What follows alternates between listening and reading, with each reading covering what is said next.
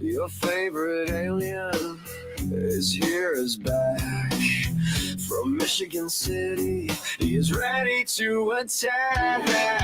With Pharma, there is Cryptex discussing this case. Something is not normal. This case is a maze. This case is insane. What do you think? I'll give you my feelings. Something stinks.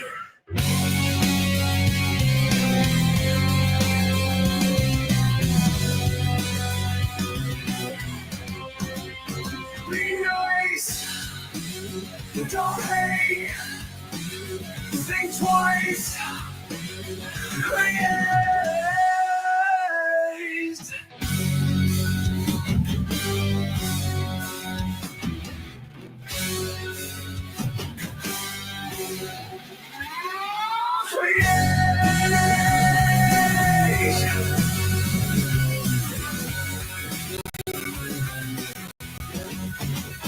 Be nice. Don't hate.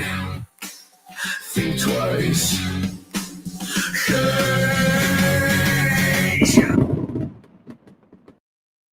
Your favorite alien.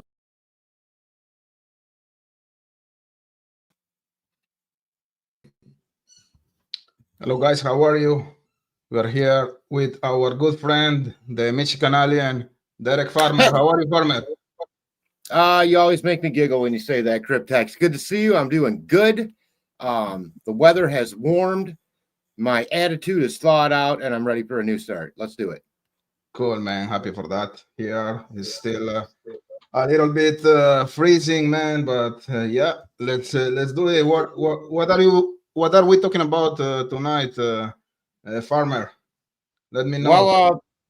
Well, I would like to go over and not that I have. I kind of like to do that stuff actually live on the air. Go over the defense arguments, if you will, for the appeal process that is constitutionally afforded the defendant in the Delphi murder case, Richard Allen. I would like to take apart piece by piece a couple of those points, if we can.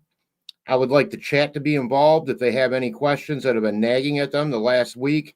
This is the forum where you can feel comfortable asking the questions that you want to ask. You don't have to feel like you're going to offend somebody here unless you're trying, to offend somebody, I think. Yeah, 100%, man. So, in my opinion, my opinions tonight are not going to be very popular for the usual audience of my channel, but I really think that the recent developments are really damaging for the state. It's really fishy, the information we just learned last week. We can start with the white van if you want, Farmer. Do you want to start with that one, or? Well, I'm sorry, which one? I faded first. I was reading the comments. I'm so sorry. No, the white van. I'm already not paying. I'm already fucking up, Cryptex. That's not unusual, man. So yeah, I know it. I know it.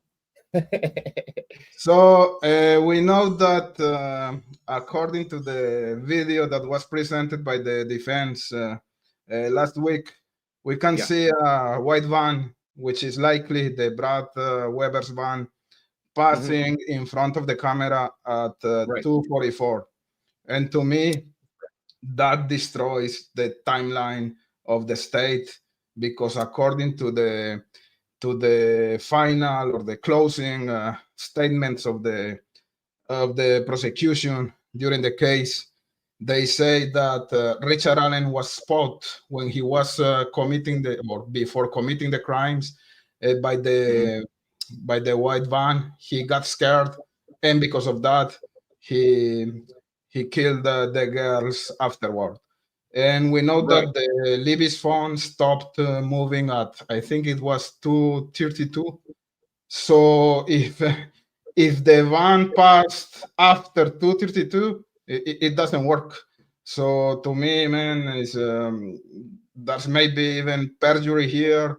that indicates to me that Brad Weber was lying, that the state knew that he was lying, and I don't know how can Correct we. me, Cryptex, correct me if I'm wrong. Is this not the third time that was reported by or of Brad Weber's arrival at that snowbird mother of his house on the private drive, formerly a public road back before cars?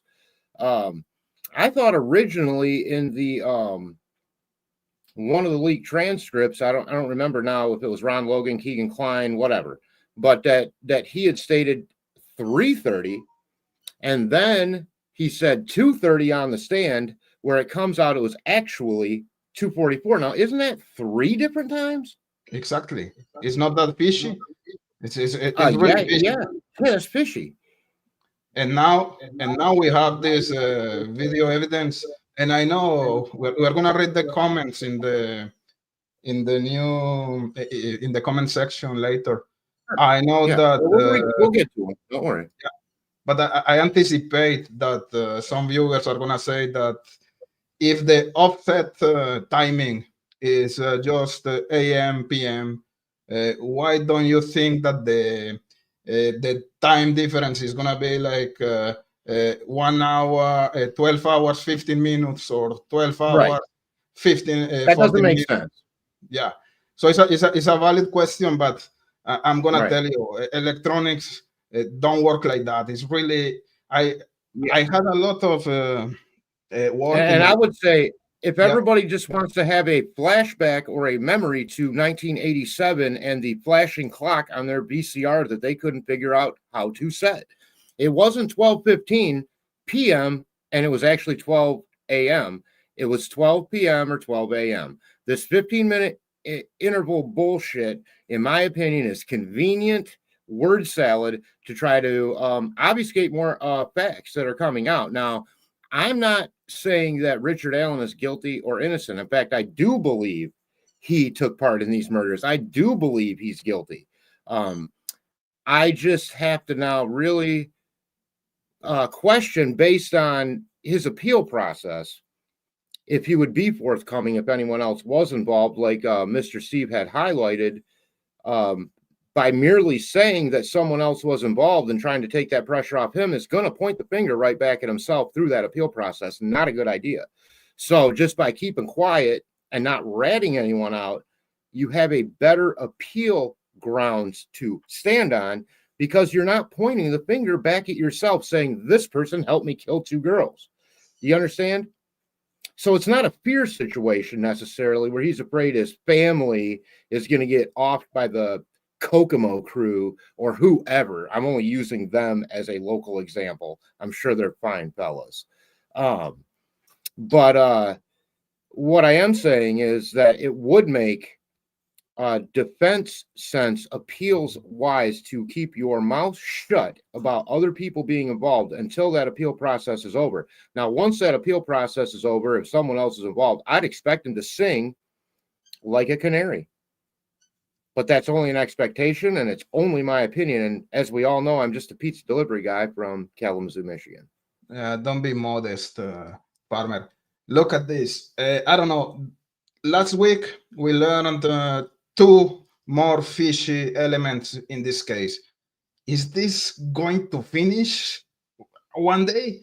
Or it's like the prosecution, they put all the garbage under the carpet, and we are taking out the garbage piece by piece, and it's like it's never gonna end. It's the lack of transparency here is horrible, man. I really, at the beginning, when Richard Allen was arrested, I was trying to be the opposite of open-minded. I said, like, trusting the prosecution, law enforcement. Yeah, I think maybe they have the right guy. After learning a lot of fishy things, a lot of mystery questions that are not yet solved, a lot of information that doesn't add up, I said, maybe he's involved, but for sure there are other actors. I'm telling you today, Farmer, today I'm not sure if Richard Allen is guilty or innocent at this point. It's pisses me off, man. Learning this Yeah. type of things every single day. How many fishy elements do we have here? We have the lost tip narrative. That's okay. Shit happens. Okay. We have the Monica Right. Walla fishy scenario element. That's okay. Whatever. Another garbage under the carpet. We have the hair on Abby's hand that was not tested at the time. It's okay. That's not that bad. The sticks that Right. were not collected because they were not elements of or items of evidentiary value. That's okay. Hours of interviews that were lost. We are talking about the Odinism guys. In all fairness, Holman does work a second job at the McDonald's drive-through, and their security tape needed to be replaced, so they use those instead. The headphone jacket. I know we can challenge every single element here, but when you put all of those things together, it's like, I don't know, if the investigation was that poorly performed, how can we say that the outcome was correct, that they have the right guy? Really, I was trying to trust law enforcement, to try to accept their timeline, the evidence, but really, man, it's not working. I think there's reasonable doubt, at least, to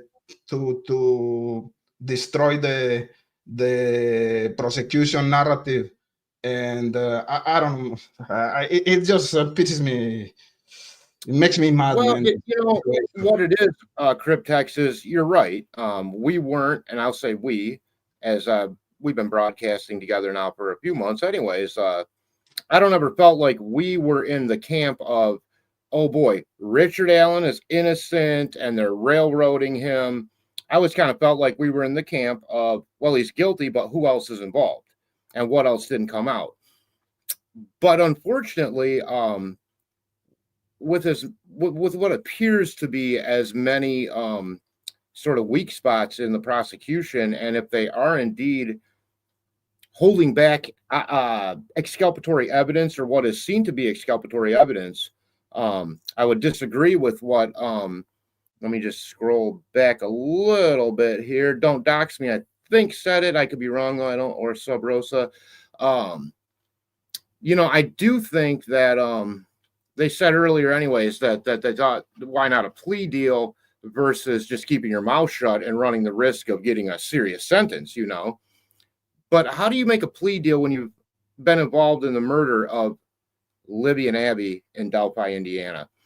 You're not making a big plea deal in that. They're not gonna accept anything from you as soon as you say you had any involvement in it, in my opinion. I mean, I don't understand what a plea deal you think you could get to turn other people in, other than not getting the death penalty. You see, they're not gonna, it's not Europe. Indiana isn't gonna suddenly say, oh, well, then you can just be in jail for 10 years and you're probably going to be reformed after shooting, 43 Jewish people on an island. You're not Brevnik, if you know what I'm saying. So the idea that Indiana would roll like that, I think, is a misconception. I think that Indiana is basically up south, and they're ready to not give you that plea deal under any circumstances if they think you're involved in this case. Now, I could be wrong. I'm not a legal expert, and I don't know anything really that well, just other than my general observations around this case for the last several years. Go ahead, Cryptex. Yeah, no, for sure. And I think it's the opposite. If he didn't take the plea deal, why do we have to exclude the possibility that actually he was not part of this murder? Maybe he has his own reasons. I know that it's highly possible that he was involved, let's say, but not taking the plea deal is it speaks well for him, in my opinion. Anyways, yeah, just to say, Farmer, that in this case, everyone, the police, law enforcement, YouTubers, social media, we wanted to have a guilty man behind bars, because of course Yeah. we want justice here. And there were a lot of narratives being pushed here in this YouTube community. There were YouTubers totally convinced that Richard Allen was guilty. We have the other side that they are sure that Richard Allen is not the guy. Yeah. There are people in the middle.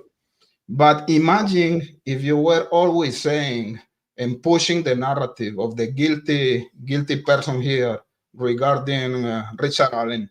When he was convicted, they opened the champagne bottle and they drank the content of the bottle. Now that there are evidence that this may be contradicting that theory, they are not going to vomit the champagne. You know, there's too much ego to accept that you were right, so that you were wrong. So you have to try to find the way to, no, maybe it's not that. Maybe it was 12 hours, 15 minutes, 12 hours, 14 minutes. Right. Oh, no, poor Dan Doolin. Ron Logan, box cutter, they're going to say that it doesn't make sense now that the guy failed the polygraph. Man, when you put everything together, it stinks. It stinks bad. Let's read a few comments. Let's go back to the beginning, Cryptex, and put up a few comments. How about that? Yeah, for sure. Let's go one by one. Let's see what our listening audience and friends in the community are saying right now. Sure. Okay, from Shane Considine. Of course, Shane is a regular good guy.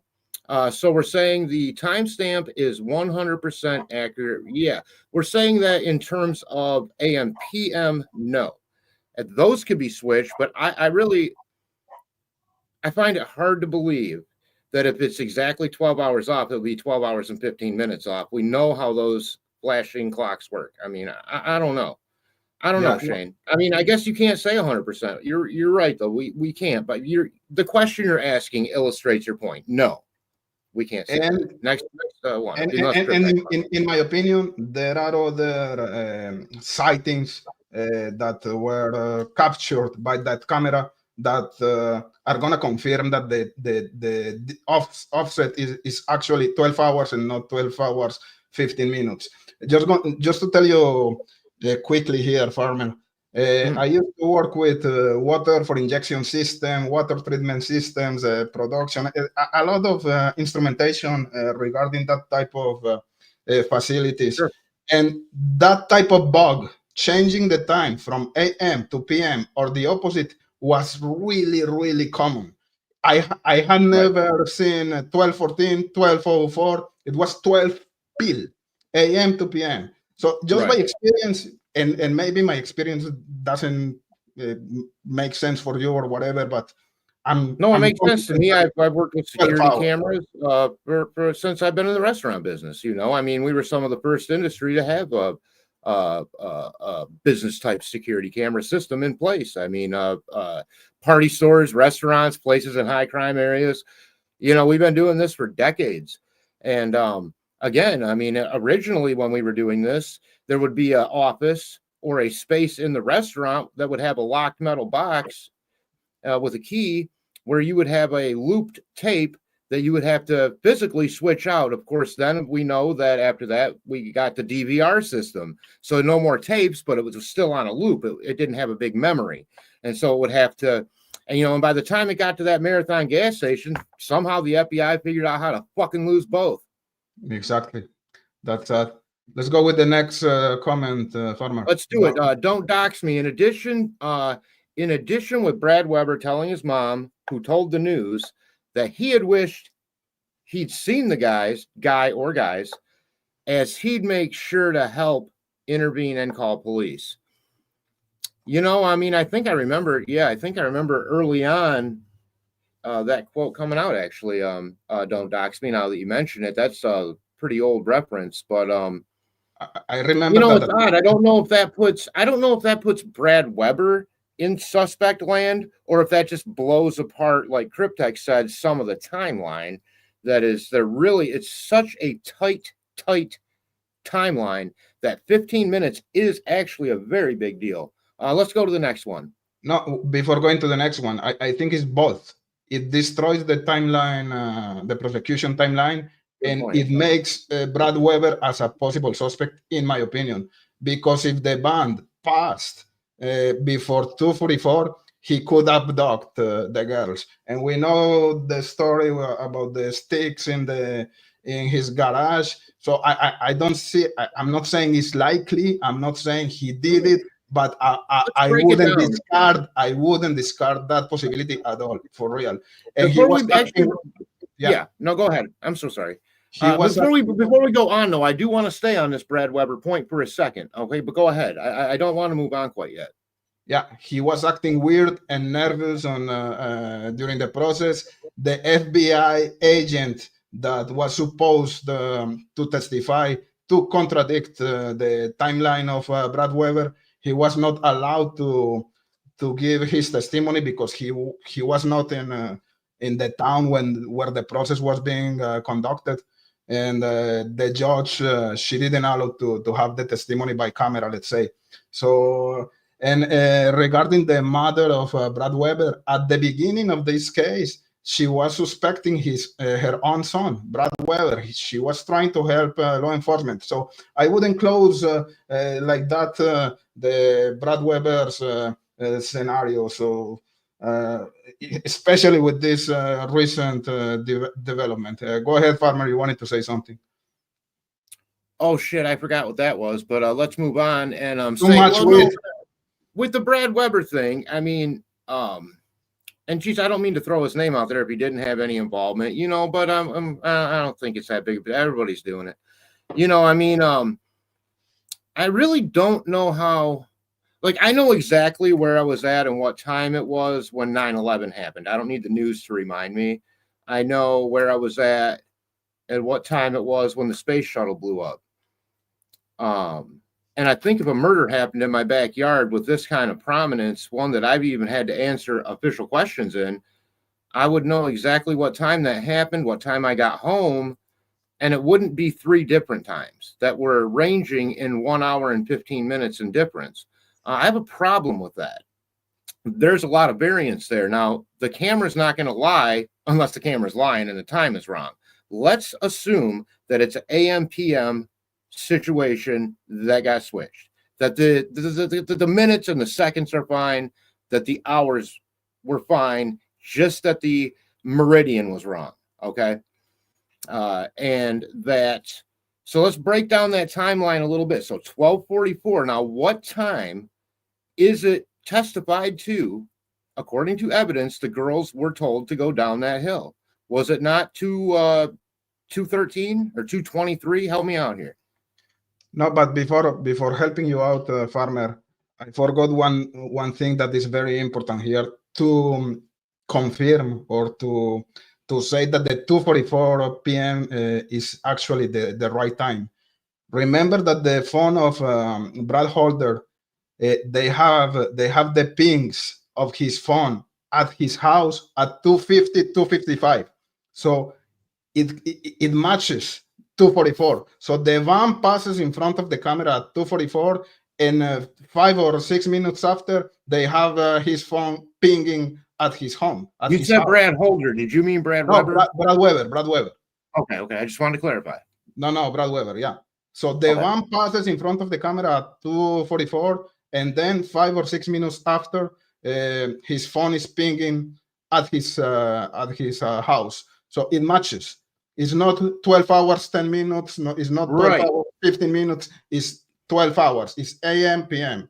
Right. That's the metadata is matching him up to that 2:44 time, is what you're saying, Cryptex, based on the overall picture and other Wi-Fi and signals and other sensor data at the time. So it's not just one set of data points, and it's several data points. And I think that's a fair point to mention.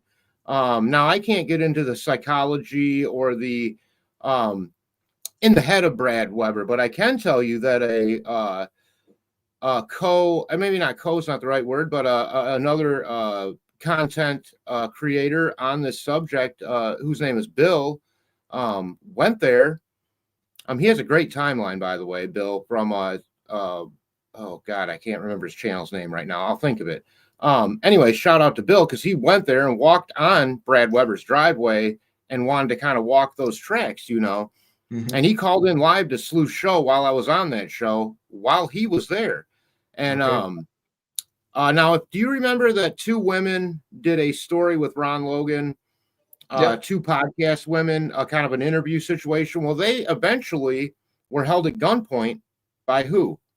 Brad Weber, because they went past that fence, or they got close to that fence that is at the end of the Monon, or used to be. One that I heard was open half the time anyways, because, you know, I don't know why, but that's what I heard. You know, it wasn't always a locked gate. But anyways, he held those two female podcasters at gunpoint until, you know, he called the police, made a big deal out of it. And then, you know, Bill comes walking along here, a dude right on his private driveway, and Brad Weber just pulls right up to him. He's like, "Hey, what's up, man? Blah, blah, blah, blah, blah." There's no gun. There's no threats. So, yeah, I don't know. I remember did Brad Weber not like get laid or anything in high school? Maybe he hates women. I don't know. That's a stretch. But if you look at what Ron Logan's ex-girlfriend said, maybe he had a maybe there was someone in the neighborhood who was of his ilk and you know, thought they were the more the more entitled gender, if you will. Yeah, it's just speculation, but it's pure speculation.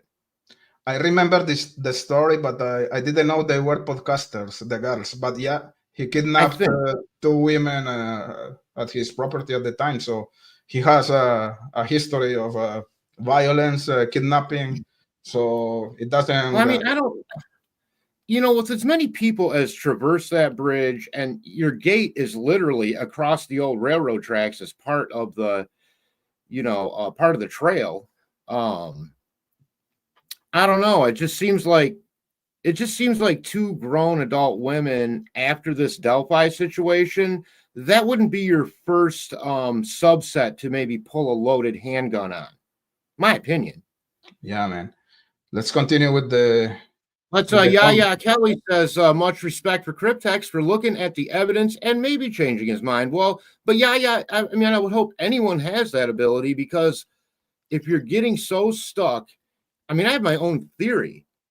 Does that make my theory right? No. Does that mean I don't want to hear new evidence? No. Exactly. I want to hear things. And also a couple weeks ago when Cryptex and I did a broadcast, and I said, you know, I was going to give it a break for a while until something else relevant came up in this case, just so everyone knows, to me, this is that relevant moment. Yeah, to me, those are aha moments for sure. And I'm still in the client's angle. And another fishy thing is Jerry Holman saying that he cannot talk at this point about the Wabash River. So I'm still with my baby Keegan, my pervert guy, thinking he's the one doing this planification or whatever. But of course, I cannot close my eyes when we learn this kind of information about Brad Weber and Ron Logan. Let's continue. Not many people, by the way. Yeah. Not many people can do red lipstick well. You do that very well. My grandmother was one who could also do that well and only wore red lipstick. Don't dox me. Changed his stories 2 times, so 3 stories. You're right. When you cut a pie 2 times, there's 3 big parts. I know that from pizza. Been in it 35 years. Yeah. Here we go. Shane, continuing on. I seen the video is off 12 hours. I'm just saying it could be 10 minutes off. My CCTV at work is crazy for that. Well, I mean, it could be. I think we acknowledge that. But I think if you look back again at your own technology, it's typically an AM PM situation, not a minute second situation. In this case, the AM and the PM were off, so it would be 2 mistakes. Both the meridians would have to be off, and the small and the big hand would have to be off. And again, the Brad Weber's phone pinging at his house at 2:52 or 2:50. I don't remember exactly, but a couple of minutes after 2:44. So it makes sense that the time was correct to 2:44. Sub Rosa, go for Sub it. Rosa, if you throw out the white van, I still think Rick is guilty. It's the totality of the evidence that proves his guilt. And you know what, Sub Rosa? You always have great points, and that's not a bad one. I mean, I'm in that camp with you that he plays a part in this, in my opinion. I mean, the jury certainly thought so, the prosecutor, so forth. But at the same time, to act as if no one has a right then to question everything going on, whatever that is, and some of that could be overblown, Sub Rosa. I mean, it's like the word inflation. I say it like everyone starts going, oh my God, there's inflation, we're paying more. But guys, we're not in hyperinflation. Okay, that's where things start to hurt you. Inflation just means you have to budget what you already have a little bit better. I don't know if we're in hyper fuck uppery, if that makes any sense, Sub Rosa, but I do think Ricky is involved somewhere, some way. I'm with you. I still think that he is involved, but the level of confidence I have about that is not the same. Before I was like 100% convinced that Richard Allen was actually involved. Today is 50 or less for real. Today I don't know what to think. I am still processing a lot of information here, man. Shane. Okay. Shane says maybe it's perfect. I don't know. And you know, if you're referring to the crime, I mean, if he ends up getting out of this and no one else gets charged, I hate to say the word perfect when it comes to something tragic like this, but it's certainly going to be what somebody wanted, but not 99.99999% of us. Don't dox me. If you were innocent, you wouldn't know others were involved, and that's why he didn't take a plea, in my opinion. I think that's a valid point, and I think it highlights also where they're at right now with that. Again, I can't strategize someone's defense. To try to make that step and then react to that and come onto this camera and act as if I have any idea of what I'm talking about legitimately would be ridiculous, because I wouldn't. But I could say, in a common sense way to me, once you start pointing out other people, it merely points the finger back at yourself. Because you have to then say, they were there with me. Otherwise, where did you get the evidence they were there when you weren't? You're going to have to display that evidence. And in the appeal process, the way I understand it, you can't just, everyone's entitled to an appeal after something like this, but it does have to be somewhat relevant. Now, I'm concerned with what Judge Gall, who I gave the benefit of the doubt to the entire time. I wasn't one of these Gall bashers. And I won't be now. But I am concerned that it feels like so many things were left out of the original trial in terms of possibilities, even though they had been testified to. It's awful convenient that maybe those things would have been allowed to be testified to if the fucking interviews weren't lost by the very people who were charged with doing the prosecution, you guys. I mean, it starts to stink at some point. I agree with Cryptex. I don't know where it starts, where it stops, or if it's even a thing. But even if it's accidental, whatever this chain of events that has unfolded and is unfolding smells like a long chain of dog shit to me. Yeah, 100%, man. Wait a second. Okay, read the comment, because what I wanted to say is related to Sub Rosa's comment. Go ahead. Okay. Sub says Baldwin and Rossi just want their 15 minutes of infamy, and all they got is the word of Ron Logan's cellmate that hated him. They got nothing. And you might be right there, and I agree that a jailhouse cellmate, now whether or not he even passed that lie detector test, if he had to take one based on that information, is a valid point. I'd like to know. Because if he failed the lie detector test after he said this person's involved, that's why they never went with Ron Logan, because it wasn't. Now, we could question how valid lie detector tests are in the process. That's a whole different show. But as it relates here, you can't just take a jailhouse person, or Keegan Kline would be in prison for his confession to his jailhouse roommate. Okay. Ricky or Richie Davis, he hated Ron Logan, let's say. Fine. But how does he know that there was a box cutter in the as a potential weapon in this crime scene situation? I'm not So convinced there was. Did they this make that perfectly clear in the evidence? Because at some point I thought they said box cutter, and then I thought they backtracked and said, that's the I guess we thing. need the transcripts. That's the thing. How convenient. The box cutter was bring right when the process was in process, not before, by the prosecution. So the defense, they were not able to talk about the confession of Ron Logan at the time. You know what I mean? I want to respond to Sub Rosa really quick. She says the pretrial hearings gave the defense the opportunity to be shown valid evidence that a third-party nexus existed. But Sub Rosa, if they are not allowed to bring that evidence forward and they didn't, then there was no nexus that was publicly known. No. You're wrong, Sub Rosa. The box cutter, and I'm saying that, yeah. The box cutter. And I hate saying our friends of the channel are wrong. I don't even like to do it, but I feel like that might have. And I think if you think about it a little bit, I just don't think that washes. The box cutter was put on the table officially during the process by the prosecution during the trial, not before. Because of that, the defense, they couldn't argue anything related to Ron Logan because at that point there was no nexus. That's the problem. They can talk today because the process finished, but they couldn't do it before. And how can you explain, even if this guy failed the polygraph, that he knew about the box cutter? It doesn't make sense. Or he is a psychic. He has telepathy, you know. I don't have any other explanation for that. So well, I believe that exists, but I don't believe Ron Logan knew how to use that properly. Sorry, I don't think Ron Logan's pineal gland was quite open enough for that.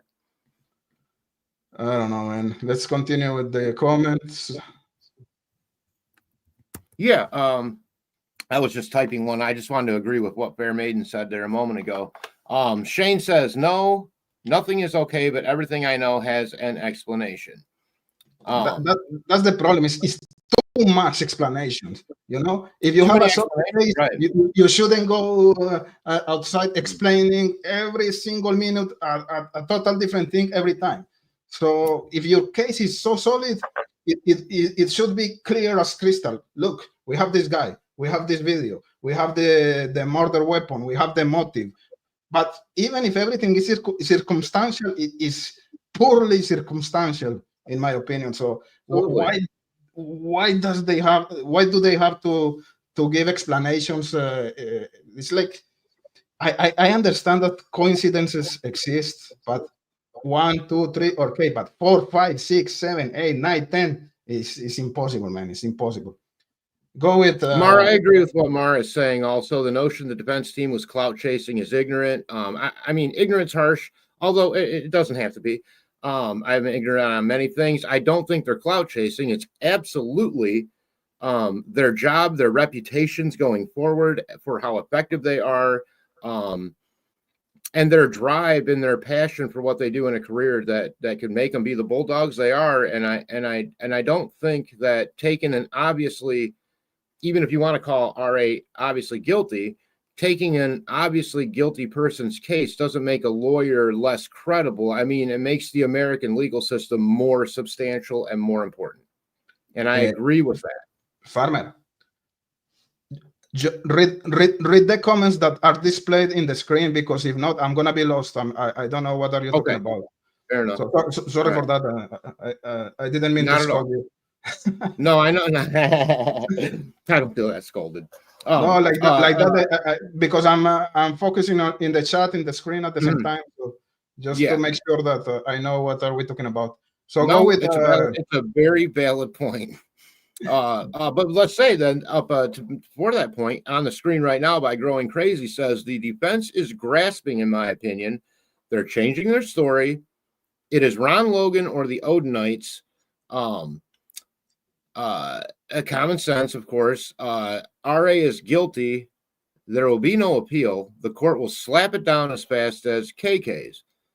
Well, I mean, that remains to be seen, and you could be correct on that, growing crazy. I mean, if they will slap it down quick if they feel there's nothing there. I guarantee you that. But even if the perception that something is there, it may get teeth at some point. So we'll just have to wait and see. But yeah, Cryptex, what do you think? Do you think they're grasping, or do you think? I mean, you obviously already made your point clear. You think they actually have a reason and a right for an appeal here.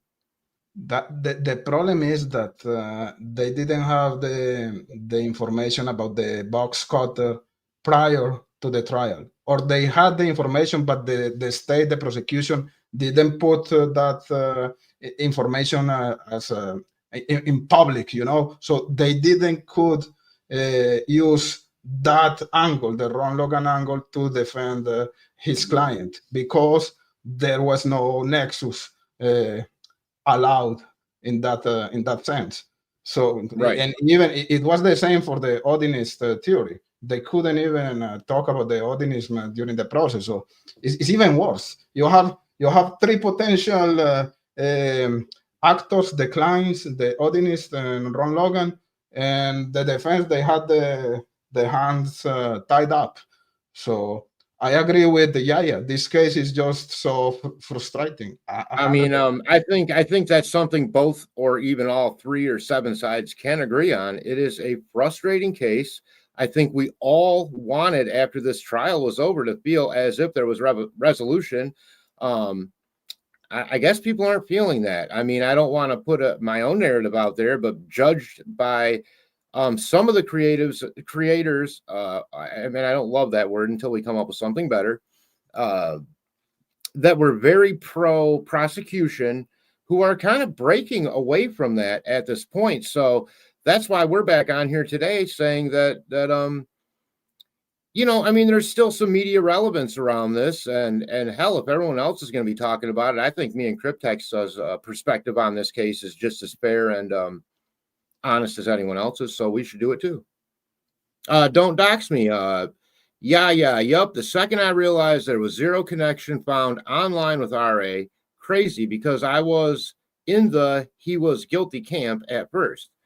And I think mostly everybody was, and it's not the way you want it. If you're the prosecution, you don't want it to go where everyone feeling that way starts peeling away from that as the process goes on. In fact, you want it to be the other way around, where if there was some question at first, peeling away from that is any doubt that he's innocent. So by the end of the process, it's like, wow, this guy's definitely guilty.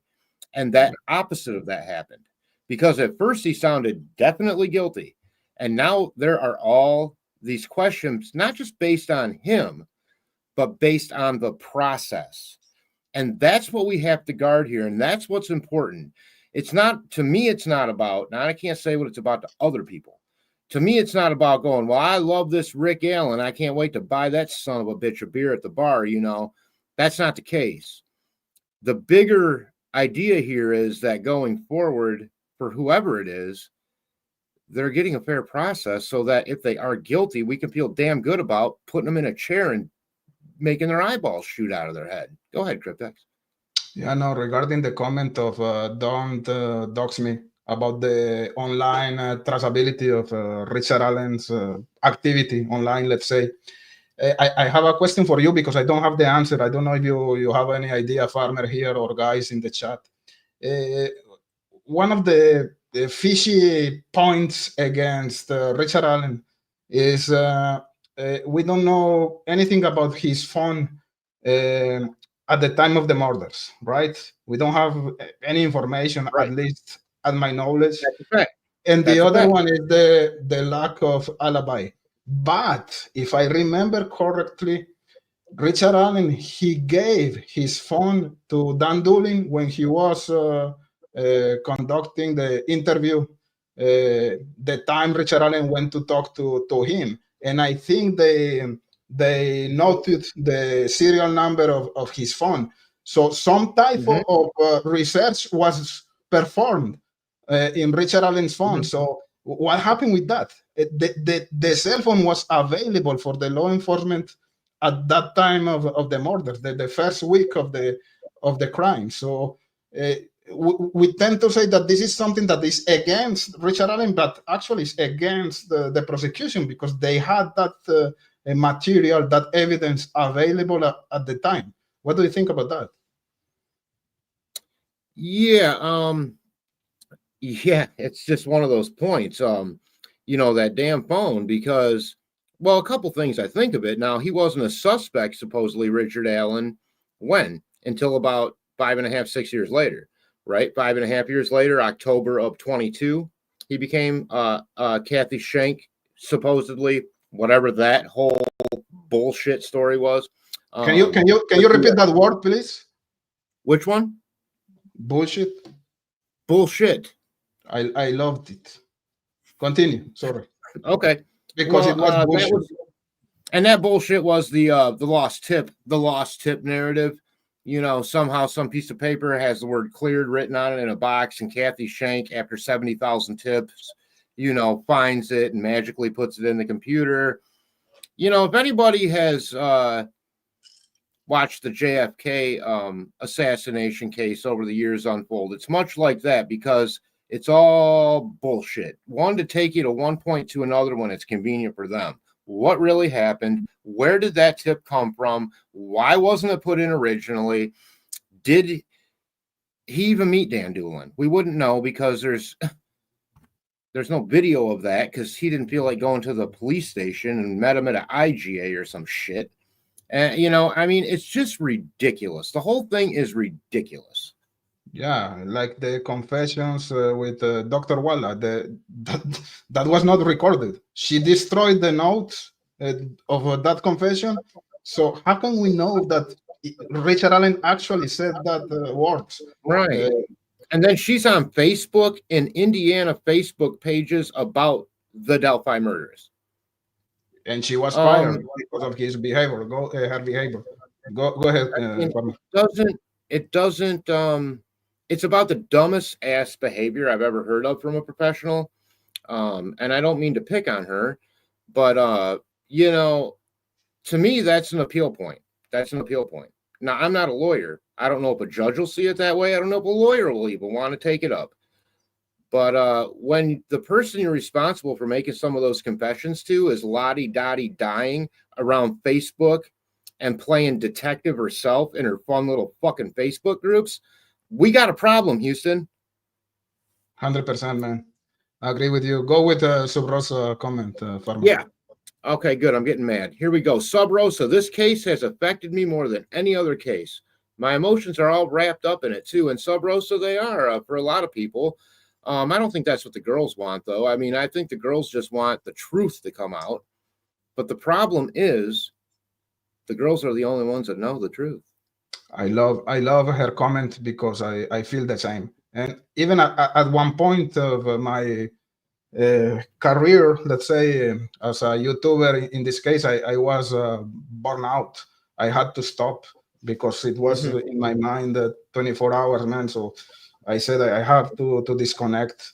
It was affecting my emotions, and I think it's the same for a lot of people here in this community, man. And then you look at the other officer who went on to work for the Child Protective Services. Now, it had nothing to do with Delphi. Fact of the matter is, morally, though, he made up lies, put them on paper as official record as an officer of the law. They ought to throw that son of a bitch in jail. Yeah, man. Let me go down with the... It angers me. Because CPS already, is one of those, to me, organizations that is supposed to be helping kids, but half the time they end up hurting them worse than what they were in the first place. And people that, I don't have kids, but I know people that have been wrapped up in that system. It can be good, it can be bad. But if you're putting the kids that are getting abused back in the abusive situation and not taking, you're doing it backwards. You're effing everything up. Mm-hmm. Maybe that's why your buildings didn't have any occupancy and gave a place for murderers and meth heads to congregate. Right. Good point, Farmer. Go with Rebecca. Rebecca Ann, 1965. Guessing that's the year you were born, although it looks like you were born in 1975. I'm here in Kokomo, Indiana. down where the Beach Boys made that song, and all these little towns around here are just like Delphi. I know that's right. I'm in Kalamazoo, Michigan, and everything in between it, just like the taint, stinks. Sorry about that reference, Rebecca Ann. And I want to say something about that.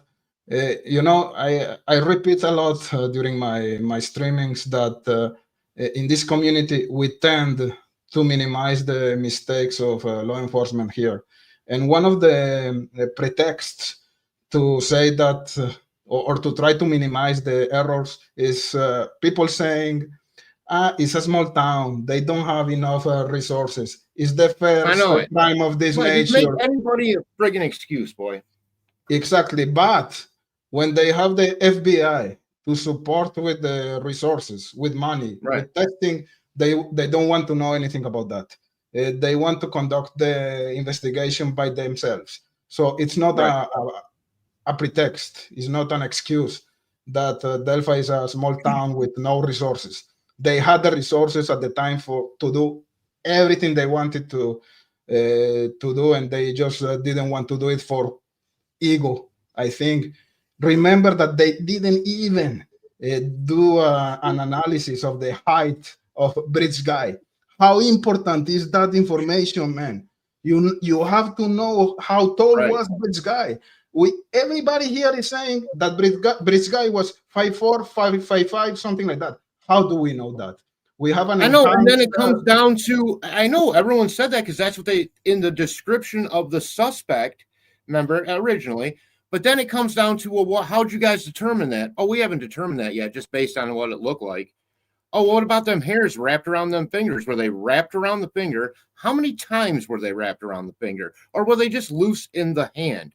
And maybe the follicle wasn't with them, but we need to know. So why do I have to accept that Bridge Guy is 5'4" if they didn't do an analysis to determine the height of Bridge Guy? Why? Oh, I got a bigger question than that, Cryptex. Why wasn't that picture in the official evidence? Why is it only a picture of Abby without Bridge Guy? So how the fuck can we even say he was there? And if we can't say he was there, we can definitely not say how tall he is. Well, and he definitely didn't have blue eyes either. The video was part of the evidence, so let's say the image by default was also evidence in the case because the video was presented during the trial. So right. Okay, I get your point there. I see what you're saying there. I do. Yeah. But thanks for saying that, by the way, because that makes me feel better now. Shane. Because Shane, yeah, that's true about the guilty man, Cryptex. We needed an end, but I'd be the first to say if I thought he was innocent, and I think most of us would be. I'd defend him, but I just see it differently. I do as well. I mean, the only thing I'm defending, is that I think more people are possibly involved. I mean, I have a problem with the lone wolf. I have a problem with the word lone wolf. I think it's too nice of a word for a psycho that innocent girls. Anyways, but they have a way of doing that with single actor white guys. They always make them sound like kind of glaze it over like they ain't so bad. Like if you remember, you ever heard of the guy that climbed the tower? He went clock tower. Oh, don't go clock tower. Nice way of saying he climbed up 150 feet and murdered 12 people on a college campus. But they make it sound nicer somehow, when it's a white guy, in my opinion. No, good point. Whatever that means. And again, to answer to Shane, and I respect your opinion and your theory, of course. But when the investigation is, I agree with them, is that bad, how can you trust the outcome?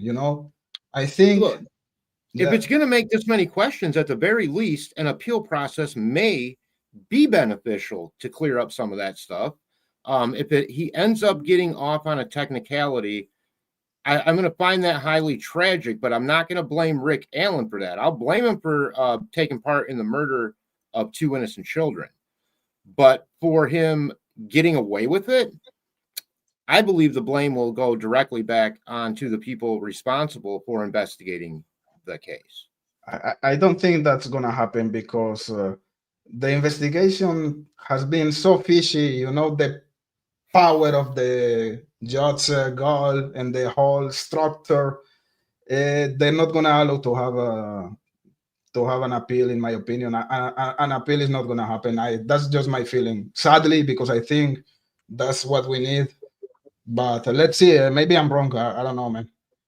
Well, if there's a way to appeal that appeal decision, we should do it. Yeah, I hope it's gonna happen, man, because I think everyone need answers here. Don't dox me. Yeah, the entire time the police said this was a planned attack until they arrested RA.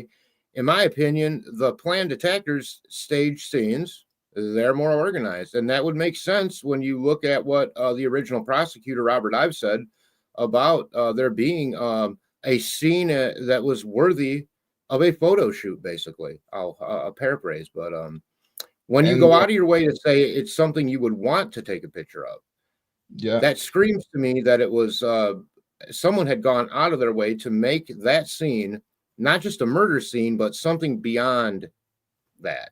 What that is still a mystery, because apparently we don't have the transcripts yet from the trial. Is that right? Yeah, that's right. How's that work? Does anyone know how that works? When the fuck do we get to see any information about this case from beginning to end? I wonder. Even in the Idaho case, you know, we have cameras in the It courtroom. does get a little frustrating. Yeah, it's frustrating, 100%. And if this was sorry for all the F-bombs tonight. I really am. I don't mean to come on here and with all the F-bombs. I know everybody doesn't love that kind of language, and I try to be aware of that. Sometimes the F-bomb to me just makes the most excellent exclamation point on the end of the sentence. And there's a good point from Don't Dox Me here. If the crime was planned, how so the weapon was a box cutter? If you're a killer, you're not gonna go killing people with a box cutter, man. It worked for the 9/11 terrorists. Why not for two little girls?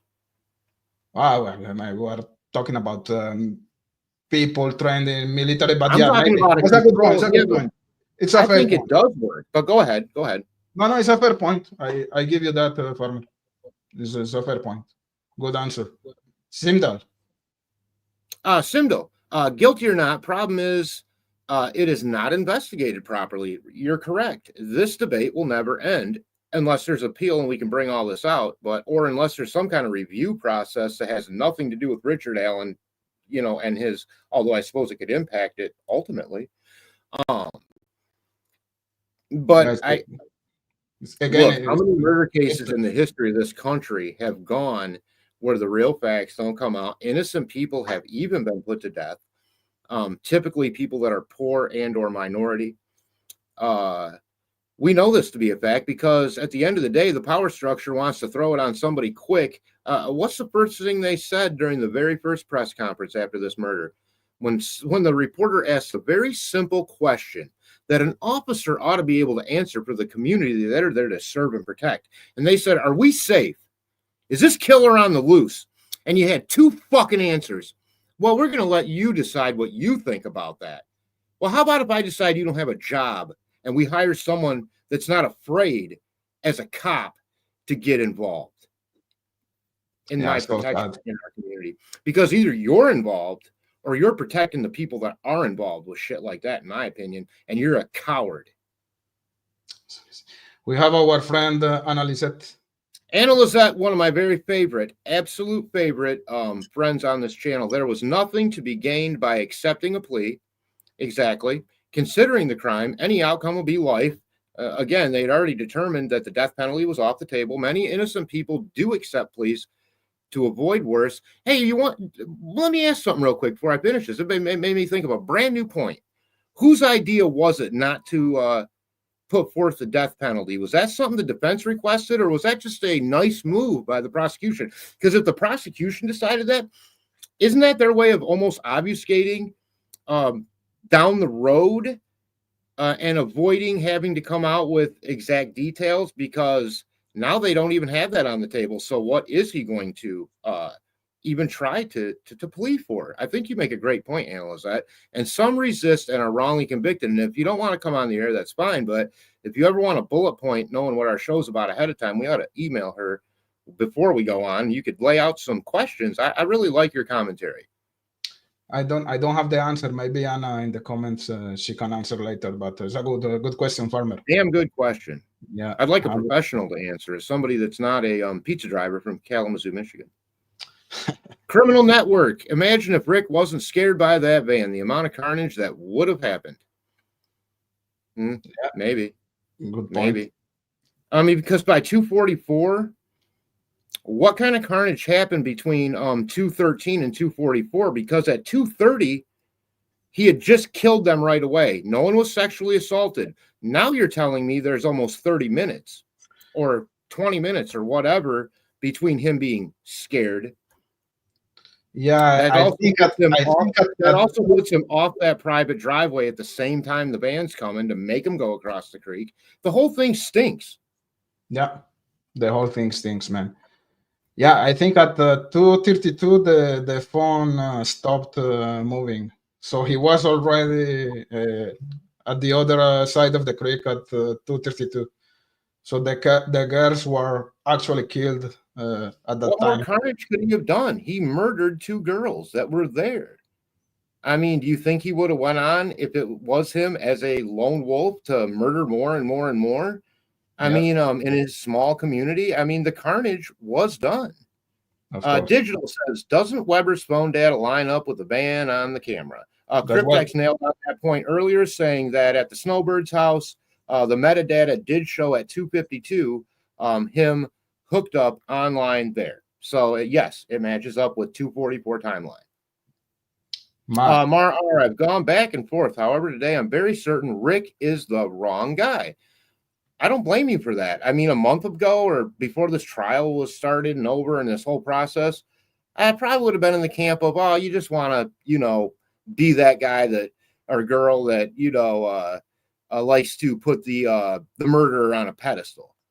I don't feel that way about people anymore. I think there's legitimate reason to now question, was he there at all? Yeah. Sub Rosa, the only thing we know for sure is that we don't know anything for sure. Wiser words have never been said.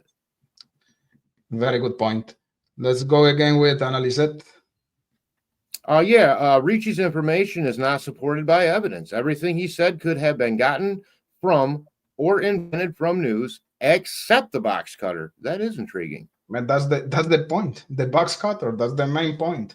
And if he was right about, I would like to also compliment Analyset on her excellent use of capital letters. They are on the keyboard for a reason, and when they're used properly, they can be an effective tool. Yeah, if Ricci was right about the box cutter, why are we gonna say that he was not right about the rest of the information? It doesn't make sense to me. Everything is adding up in that confession. And well, what if Ron Logan saw the crime scene and he assumed it was something like a box cutter? And said that. Because that's always been a speculation that he maybe didn't take part in the planning or the murder of, but that it is his property. He was wandering around or saw activity, went down, and he's like, oh, shit, I better come up with an alibi real quick.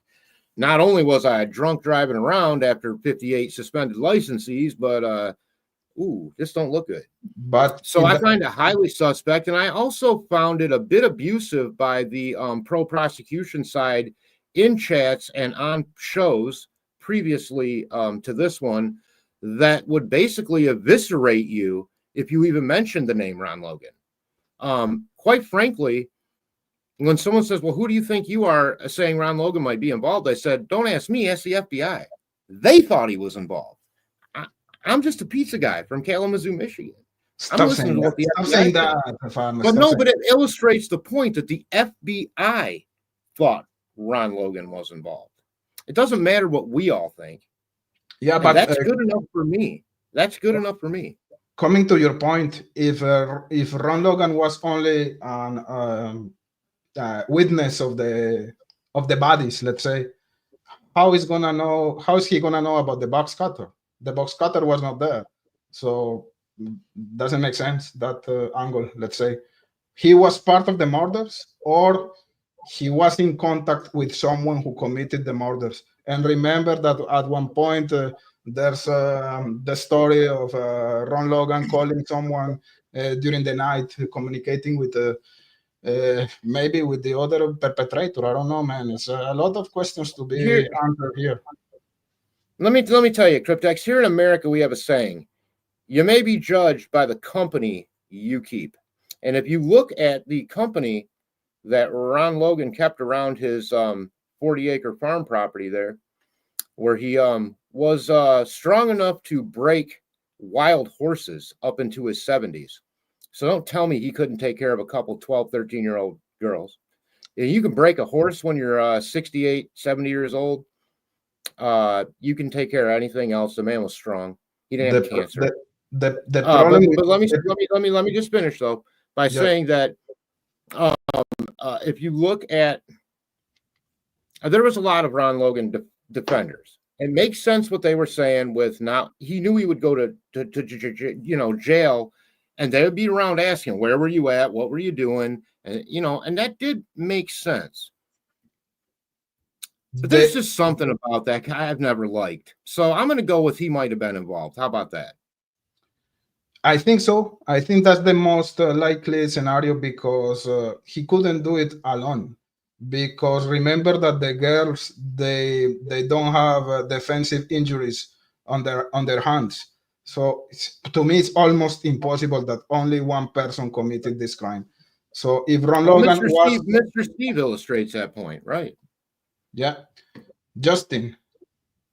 That's my buddy Justin. Justin and Sheba's Beaks and Bass covers, guys. If you like instruction videos on how to do things, I'd tune into Justin's channel. He's a great bass player for decades around my town.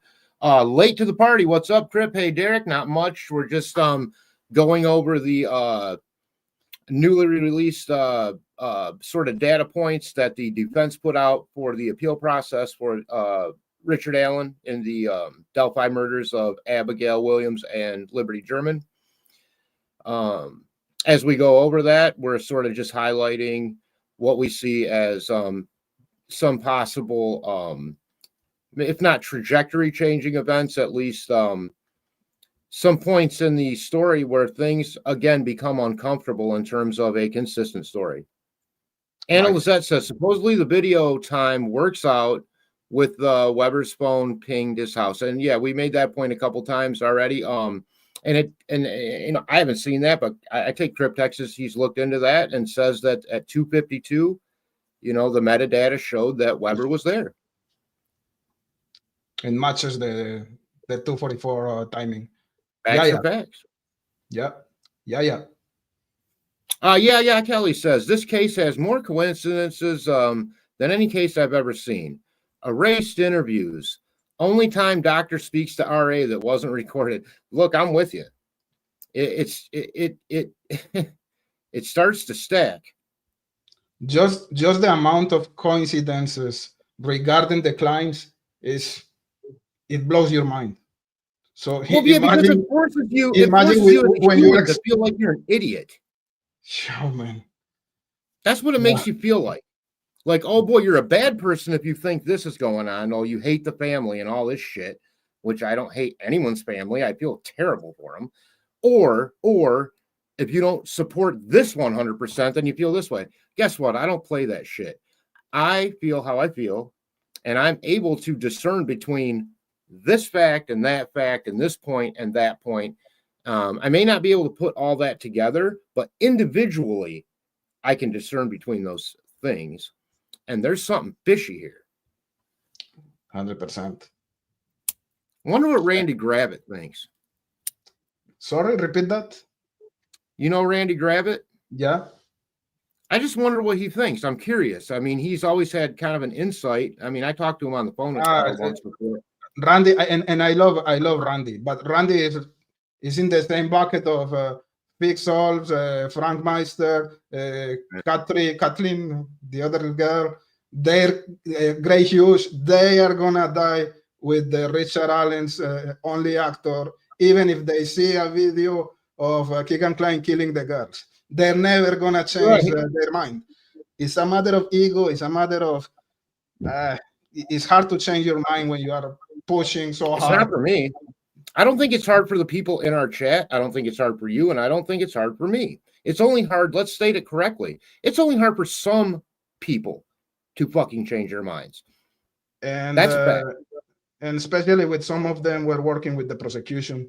So how can you expect that they are going to change their minds? It's not going to happen. Let's continue with, okay, Shane here. Yeah, Shane, of course, more than a regular, really part of the family. The timestamp debunks the prosecution timeline, but it only says Libby's phone stopped moving. I don't think it will be that big. That's again. We're gonna have to wait and see. I come back with to my initial point. We tend to minimize every single issue here in this investigation. Now and it's not against you, Shane. I know that a lot of people are thinking like that. It's not that big. Anyways, he saw a van. Anyways, he was the killer. That was the theory of the state.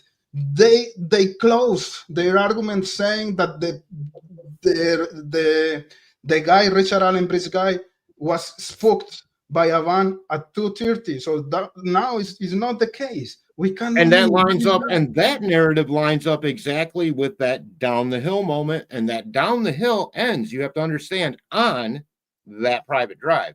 And that was the nexus of them going across the creek. Now the timeline's all screwed up. Oh my God. Shane again here. Let me go to analyze. That's grounds for, to me, if I'm the judge, that's grounds for an appeal right there. Anna Lizette says the official RA confession doesn't make sense either. If the offender and victims were spooked under the bridge, well, why move the action out in the open in the creek? Exactly. Right. Wouldn't you? And at the 2:30 moment, to me, he hasn't done, well, he's done things wrong, and he may still get in a lot of trouble. But you haven't physically hurt anyone yet. If you were that scared at that moment, would have been the time to sort of go, what am I thinking? You know, get out of here. Oh, thank you, Sobrosa. But it doesn't make a lot of sense to me. The whole thing around that exact thing that you're talking about there, Anna, is that specific thing doesn't make sense. Sobrosa, Brad Weber has sticks in his garage. I guess that changes everything. It could if they had the same cut pattern as the ones that were found on the girls. Shane says, Criminal Network, did you know the lady working at Marathon gas station passed away? I know that was a rumor. Remember, Keegan Googled it. I'm not so sure Keegan Googled it, because I contend that the Marathon gas station used to be called Shell on the Hill, and that Keegan was pretty good friends with the owner's son. You know that his fat ass went in there, and got free Gatorades and power bars. Come on. He knew where that was at, so who was using his phone? How did she die? Was she killed, or was she sick or something like that? No one talked about that a lot since that happened. So supposedly, here's the story. I'm going to tell, and Shane, correct me if I'm wrong, or you can tell me what you know. Here's what I remember of it. You had the Marathon gas station right after the Anthony shots info came out, right?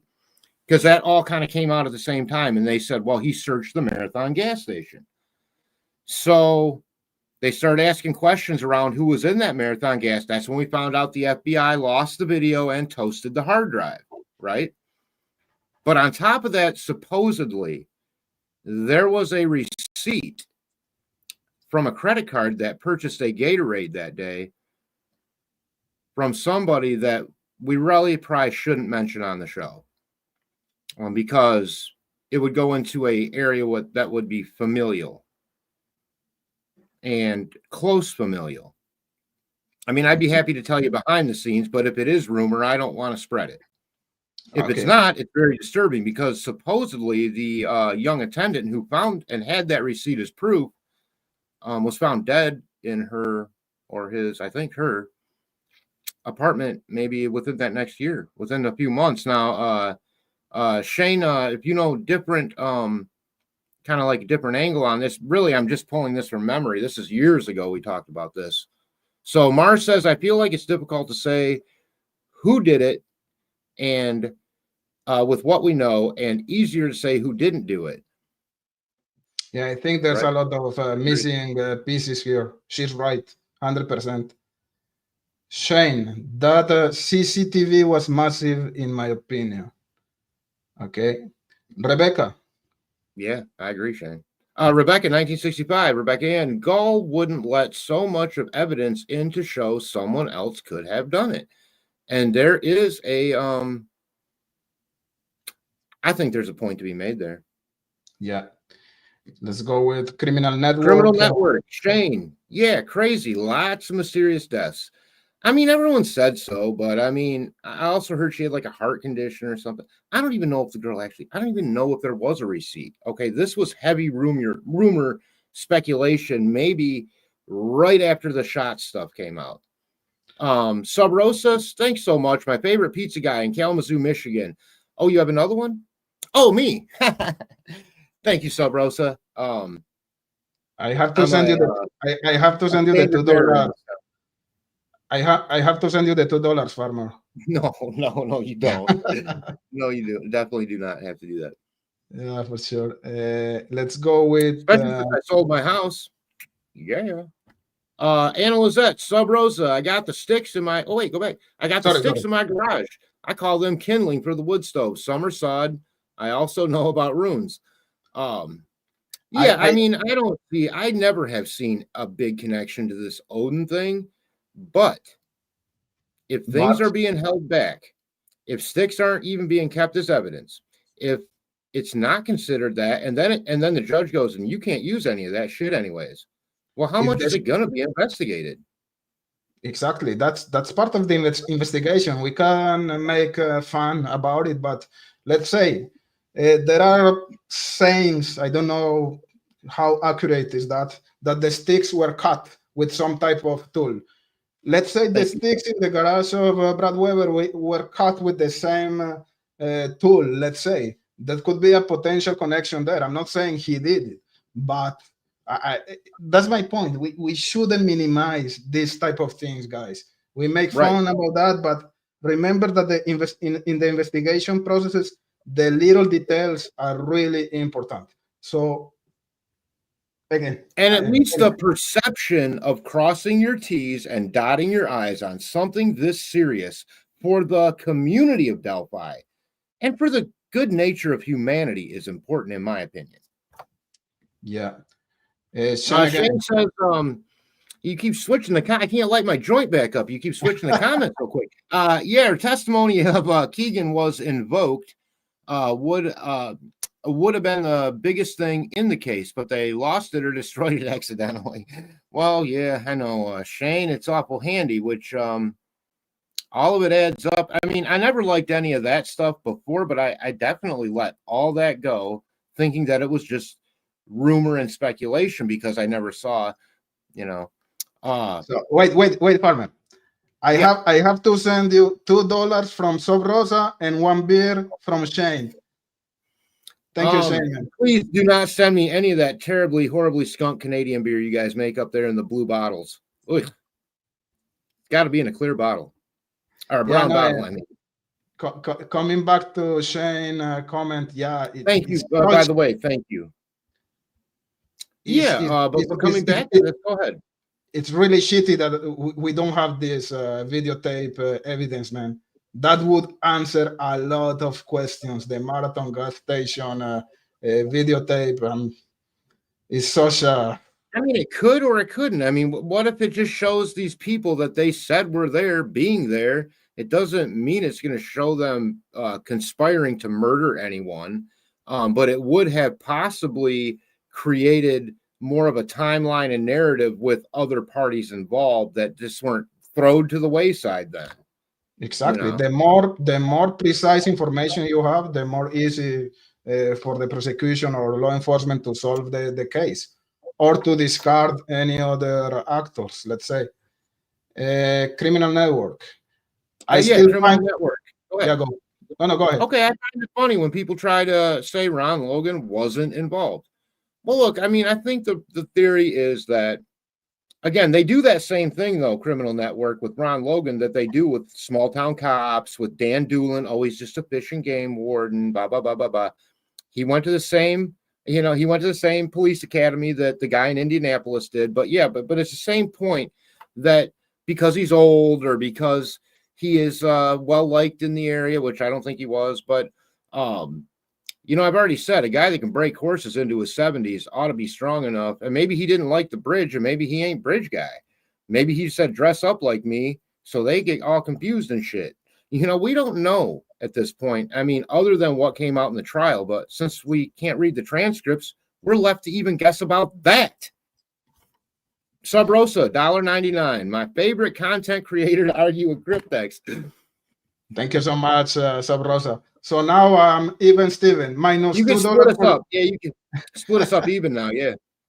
Or you can just save it all for when I deliver like a package up to where you're at. You just buy me a beer at the bar. That'd be great. Thank you so much, Sub Rosa. Appreciate it. Very generous. And let's read Sub Rosa's comment. Yeah. There must be a private address to Anna Lizette. Then you know that there's absolutely no historical connection between runes, not ruins, but runes and the tarot. Part of this satanic panic narrative is that the girls were posed as tarot cards. I've never heard that, but that is odd and fits into that staged scenario that Robert Ives, the original prosecutor, talked about. Interesting, Subro. So you always have good points too. Yeah, I have to admit that I'm ignorant in that field. So it's probably a part 2 or 3 of the satanic panic. We went through that in the 80s, of course, with you know, Geraldo Rivera, or Jerry Rivers as he was born, you know, reminding everyone that listening to Slayer would make your kids want to drink, you know, baby blood. What the bullshit. What the bullshit. Give me 1 second because my mouse is acting weird. Okay. There's never been one thing on this planet that's made me want to hurt another person. Oh, well, I mean, unless I'm defending myself or, you know, I mean, I guess that'd be about it, or someone I love. I mean, I guess what I'm saying is there's never been an ancillary or outside force that maybe I'm not weak-willed like that, but I'd never let a song make me want to hurt someone. I just think all that is ridiculous. Video games, violent movies. Does it desensitize? I think there's an argument to be made over time with that, especially when you put plug the word pornography into the internet and you start talking and kind of linking this all up. And you see what's acceptable now in society versus what was acceptable 30 or 40 years ago. There are always cases to be made, better or worse. Well, that is subjective. Yeah, good point, Farmer. Criminal Network says, I heard Brad Weber passed 2 polygraph tests, but don't quote me. I heard he failed 1. Maybe if he took 17 but only passed 2, is that such a good point? Yeah, the polygraphs are tricky, man. And I think the part of the equation we need to know is how many total tests did he take and how many did he pass? Yeah, analyze it. Right. Anna says, Ron Logan's ex-girlfriend doesn't impress me. In my opinion, she sounds like she's exaggerating stuff as she goes along. And maybe she is. Some people like to be in the spotlight and, you know, talk to people that they don't know as if they know something, like me and Cryptex. Dial-Up Dreamer, a couple bucks, super sticker. You're keeping that one. Thank you so much. Thank you so much. Dial-Up Dreamer. I'm not used to seeing. I've never seen any money come in on a show I'm on, so this is weird to me. This is what happens on other people's shows. You have to come more often here, man.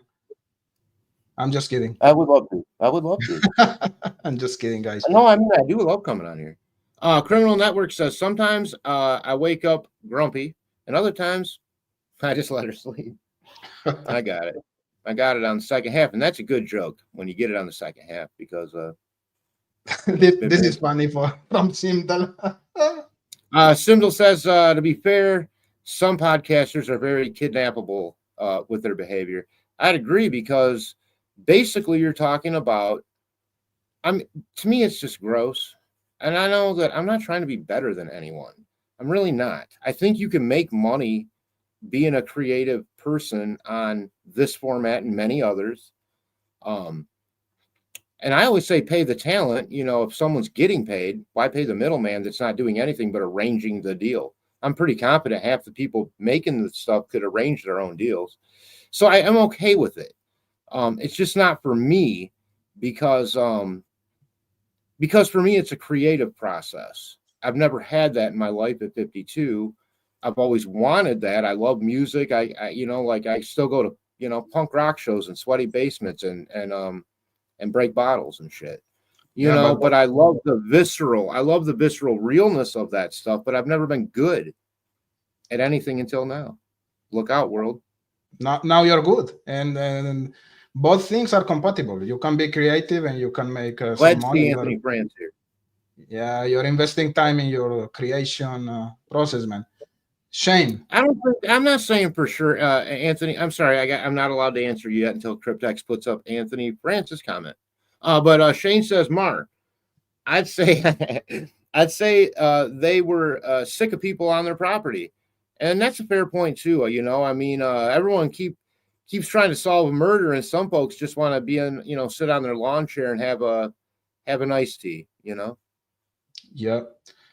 Sub Rosa is giving us a comment about the cellmates story. Cellmate story doesn't impress Sub Rosa, and how could it? It's a cellmate. It's not like a confession to law enforcement. Exactly. The only witness is his cellmate who didn't like him, and one could argue that Keegan's falls in that same category. Other than it appeared that the cellmate did like Keegan. I mean, he drew him pictures and crap. So I don't know, but the problem is I kind of thought maybe they had, you know, they were a little romantic. The problem is the problem here is the box cutter information. So that's why I'm impressed.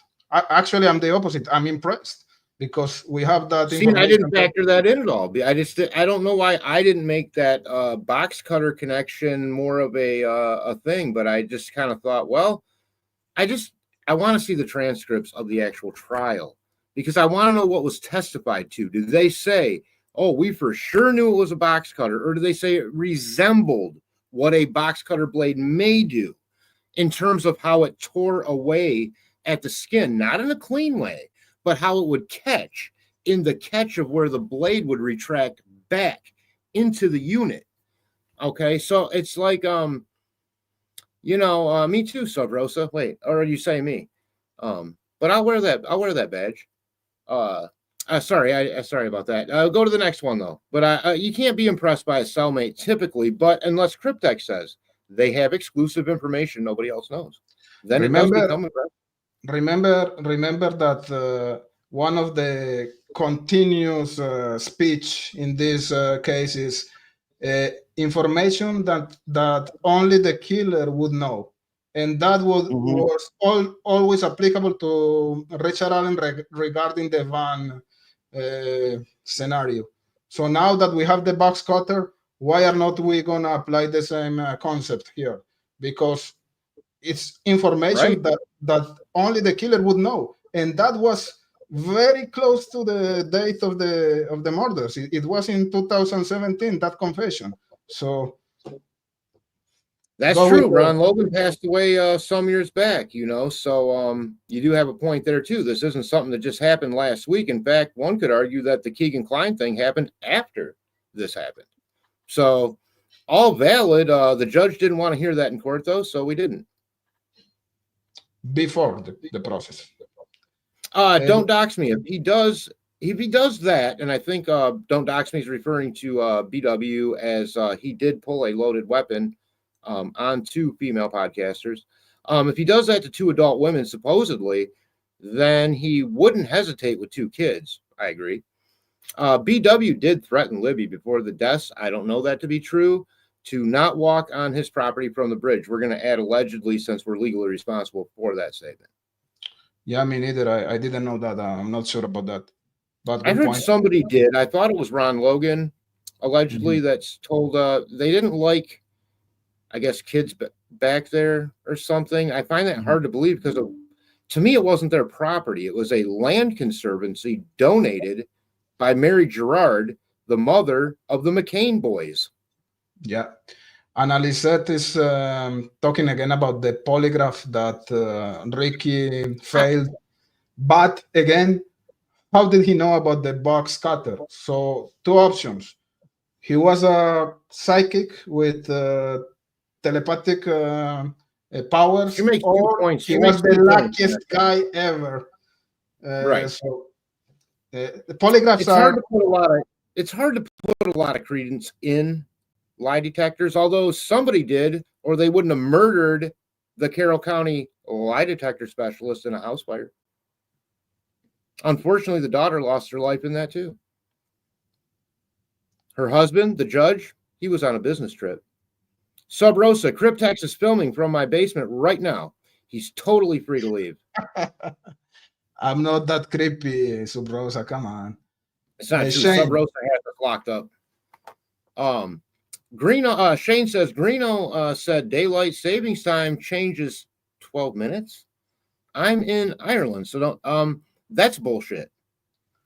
Living in Michigan my entire life, of course, we have toggled between daylight savings time and standard time. It adds or takes away an hour. That's why you say spring forward or fall back. It doesn't say spring forward 12 minutes or fall back 12 minutes. And I would take everything Greeno says with a grain of salt. It sounds like he was messing with somebody that was from Ireland that didn't know the answer to that, so they was just kind of messing with you a little bit or something. Yeah. Rebecca. Rebecca Ann, 65, says, or asks, depending on the end of the sentence, the defense for RA had to make sure that the closed circuit television was running right, that everything was right on it before they could send for the court filing. Yeah, and I think You're right. the Brad Weber's phone is the key here. Don't dox me. Don't dox me. Yeah. Anna, I believe Ron Logan was violent to his girlfriend, but that doesn't make him a murderer. Agreed. But he may or may not have been involved. I mean, and then when you look at incidents between folks, I think her allegations did have an essay aspect to them in there at some point, which is more disturbing than just I mean, it's all disturbing, but if I have to make levels, when you add an essay component on top, that's an aggravating factor, as we know, as Justice Sir Bailey explained to me during our interview, what an aggravating factor is. Thank you, Justice. That essay component, if true from the girlfriend, does make those accounts to me a little more disturbing. Otherwise, it could just be maybe he boned her best friend and she didn't like it. Anna Lozette says, according to JM, the bridge ended right where the Weber's property line is. As far as I know, that's true. Lots of abuses. Apparently, Weber's had to cede a few feet of the land to the park. I don't know that to be true, but sounds like some kind of stuff that could happen in that scenario. According to JM. Who's JM? I mean, I don't know. They're not allowed to tell us, or else that's cheating. But we have to guess who JM is. Oh, it must be a McCain. Yeah. One of the McCains. Remember, the McCains are a very historic family in the area. They even have their own documentaries out about the family themselves. They are original plat owners in that area from the original purchase of those plats in the 1820s and 30s. But the McCains were Dan McCain and Dave McCain. I don't know who is Jay McCain. Anyway, let's see in the chat later. But I don't know either. You're right. And it may not even be McCain. I just was trying to figure out who JM. Oh, it might have been, it was a JM, might have been a Mears. I have no idea. The Mears also, maybe. Although the McCains owned that property historically before the Mears, believe it or not. I've done my map research on that. But we're talking that transaction took place in the late 1800s that switched it to the McCain, to the Mears. Yeah. But the McCains owned a lot, and then the Gerards owned a lot. And of course, Mary Gerard was a philanthropist type in the area that whose sons or relative, close relative, either nephews or sons. I think it's sons though. They married in. The McCains and the Gerards married in together, from what I understand in the documentary that I watched. Yeah, that's it. Nothing. I mean, there's nothing to glean from that other than it's awful weird that the very first witness of this whole entire abduction never really got questioned himself. He was wearing a fucking flannel shirt. I agree. Go ahead with the next comment, Farmer. Kelly says, the problem I have is the inability to bring in any viable third-party defense. And that inability stems from a couple things. Either that nexus isn't able to be made, and the judge is keying in on that, or the judge is overreaching. One of those two things. And that's up to opinion, subjection, and quite frankly, might be up to a whole different court system if it doesn't go well here. Yeah. So Rosa says anything that begins with with Greeno said is suspect by its very nature. Look, I don't really know this guy. You know, he just seems like a guy that just seems kind of like half the time like just a regular dude or something that has issues like we all do sometimes. I don't know if he has some need to be on camera around this case or not. Because I'm not a psychologist, but he has never done anything bad. Greeno's never done anything bad to me. No, he looks like a nice guy, but I'm gonna stop there because some girls in the community. Anyway, I'm gonna stop there. I don't have any proof about. I'm sensing hairy back. I'm sensing he has a hairy back, and that's just my web sleuth intuition. But don't dox me. Says KK looked like the guy on the bridge. That's opinion. As someone filmed him in an auto junkyard or a mechanic, but I can't find the video again. I think I saw him in that mechanic shirt. In fact, didn't it even say Keegan on the like a mechanic kind of deal? I know what you're talking about, and I feel like he was wearing a pinstripe baseball cap with that. There's also a picture of him with his buddy. Oh gosh, Sonny Justice had him nailed as breach guy. What was his name? Oh, Keegan Dunker. Sorry, Keegan. I don't mean to call your name out. I'm not saying you did a damn thing wrong. You just sort of looked like the dude for a while, and you were around Keegan Kline, and you had a lot of fun with him. So I'm sure you can't be a great guy either, you know. And I agree with Don Doxme. To me too, but the bridge guy image looks like Keegan Kline at the time. But I don't see it. I see it, but again, I cannot take any conclusion with that picture because it was enhanced. It was distorted. We don't know exactly the height because law enforcement, they didn't care to do a height analysis. And I really think that is. I don't understand. I know that people tend to compare, to do like filter analysis and any. Who was it that said earlier? Go ahead. I'm sorry, but someone in our chat said earlier. You put it up on the screen. It seems like they'd have a better shot taking out suspects or ruling people out. Yeah, and I said I agreed with that. And here's why, really quick. Here you have some place where from the beginning they said they thought it was someone who was local to the area or had been. Now it's a Monday. They would have had the day off from work if they worked first shift. They're 5'4", they're male, they're got a goatee, whatever. All those other things were. Mm-hmm. So to me, you could have taken 97.75% of the population of that surrounding area out of the equation through either gender, where they had to be during the day. But now, do you remember at 2019? They kept really stressing on, and the FBI guy did this. If someone told you something that day that you now have question to wonder, was that the case? Let us know. And that always made me think of somebody named Julian Powell. Yeah, that's another. Who thought about going to work that day, but guy, thought about going to work, but turned around halfway, found himself at the bridge that day with all kind of different stories. And that is the very first time I listened to a show called Sleuth Intuition. I'll give him credit for that. And it's also the nexus of me wanting to investigate web sleuthing more. So for me, that was a very important interview in my sort of realizing that this amateur broadcast was entertaining and fun to do as well.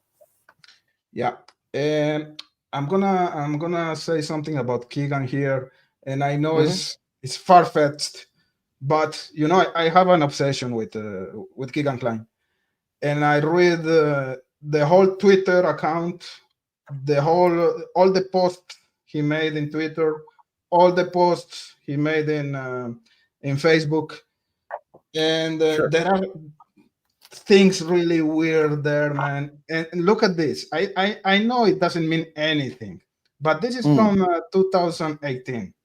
He Go puts ahead. this. This is a song. I don't You remember. want me to read? You want me to sing it? You want me to spit that out real quick? You want me Yeah. to spit those lyrics? Yeah, please. Okay. Sticks and stones may break my bones, but the drugs won't hurt me. The drugs won't hurt me. Ex-girlfriend keeps calling my phone, but the bitch can't hurt me, so I ain't worried.